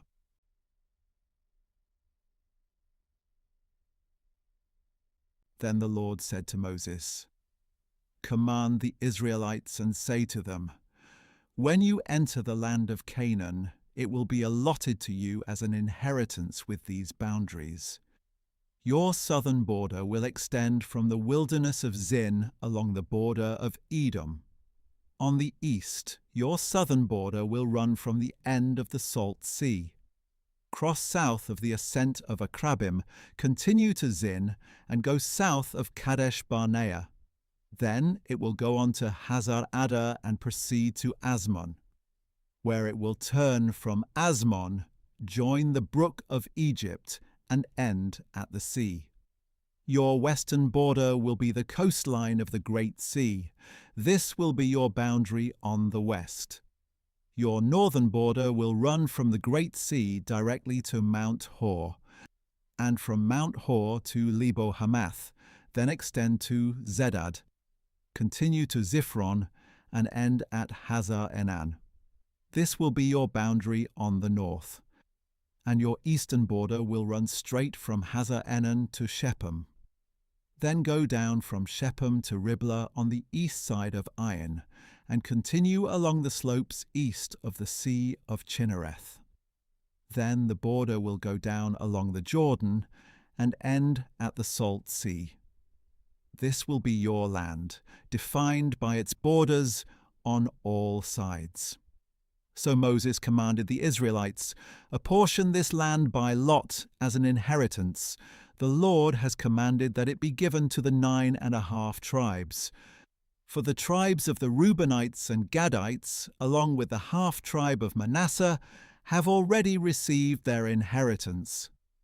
These 2.5 tribes have received their inheritance across the Jordan from Jericho toward the sunrise." Then the Lord said to Moses, "These are the names of the men who are to assign the land as an inheritance for you: Eleazar the priest and Joshua son of Nun. Appoint one leader from each tribe to distribute the land. These are their names: Caleb son of Jephunneh from the tribe of Judah, Shemuel son of Ammihud from the tribe of Simeon, Elidad son of Chislon from the tribe of Benjamin, Bukki son of Jogli, a leader from the tribe of Dan. Haniel son of Ephod, a leader from the tribe of Manasseh son of Joseph. Kemuel son of Shiptan, a leader from the tribe of Ephraim. Elizaphan son of Parnach, a leader from the tribe of Zebulun. Paltiel son of Azan, a leader from the tribe of Issachar. Ahihud son of Shelomi, a leader from the tribe of Asher. And Pedahel son of Ammihud, a leader from the tribe of Naphtali. These are the ones whom the Lord commanded to apportion the inheritance to the Israelites in the land of Canaan.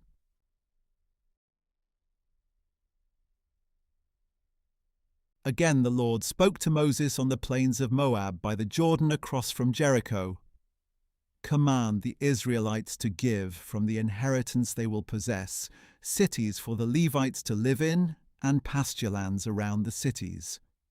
The cities will be for them to live in, and the pasture lands will be for their herds, their flocks, and all their other livestock. The pasture lands around the cities you are to give the Levites will extend 1,000 cubits from the wall on every side. You are also to measure 2,000 cubits outside the city on the east, 2,000 on the south, 2,000 on the west, and 2,000 on the north, with the city in the centre. These areas will serve as larger pasture lands for the cities. 6 of the cities you give the Levites are to be appointed as cities of refuge, to which a manslayer may flee. In addition to these, give the Levites 42 other cities. The total number of cities you give the Levites will be 48, with their corresponding pasture lands. The cities that you apportion from the territory of the Israelites should be given to the Levites in proportion to the inheritance of each tribe, more from a larger tribe and less from a smaller one. Then the Lord said to Moses, "Speak to the Israelites and tell them, when you cross the Jordan into the land of Canaan, designate cities to serve as your cities of refuge, so that a person who kills someone unintentionally may flee there.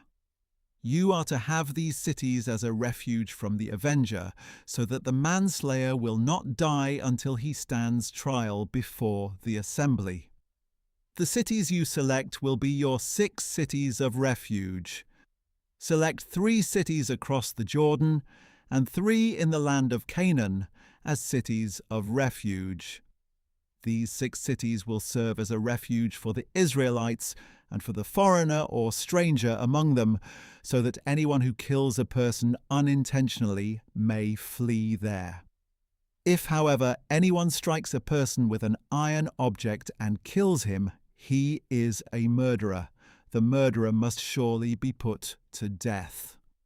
Or if anyone has in his hand a stone of deadly size, and he strikes and kills another, he is a murderer. The murderer must surely be put to death. If anyone has in his hand a deadly object of wood, and he strikes and kills another, he is a murderer. The murderer must surely be put to death. The avenger of blood is to put the murderer to death. When he finds him, he is to kill him. Likewise, if anyone maliciously pushes another or intentionally throws an object at him and kills him, or if in hostility he strikes him with his hand and he dies, the one who struck him must surely be put to death. He is a murderer. When the avenger of blood finds the murderer, he is to kill him. But if anyone pushes a person suddenly without hostility, or throws an object at him unintentionally, or without looking drops a heavy stone that kills him, but he was not an enemy and did not intend to harm him, then the congregation must judge between the slayer and the avenger of blood according to these ordinances. The assembly is to protect the manslayer from the hand of the avenger of blood. Then the assembly will return him to the city of refuge to which he fled, and he must live there until the death of the high priest, who was anointed with the holy oil. But if the manslayer ever goes outside the limits of the city of refuge to which he fled, and the avenger of blood finds him outside of his city of refuge and kills him, then the avenger will not be guilty of bloodshed, because the manslayer must remain in his city of refuge until the death of the high priest. Only after the death of the high priest may he return to the land he owns. This will be a statutory ordinance for you for the generations to come, wherever you live. If anyone kills a person, the murderer is to be put to death on the testimony of the witnesses. But no one is to be put to death based on the testimony of a lone witness. You are not to accept a ransom for the life of a murderer who deserves to die. He must surely be put to death. Nor should you accept a ransom for the person who flees to a city of refuge and allow him to return and live on his own land before the death of the high priest. Do not pollute the land where you live, for bloodshed pollutes the land, and no atonement can be made for the land on which the blood is shed, except by the blood of the one who shed it. Do not defile the land where you live and where I dwell, for I, the Lord, dwell among the Israelites.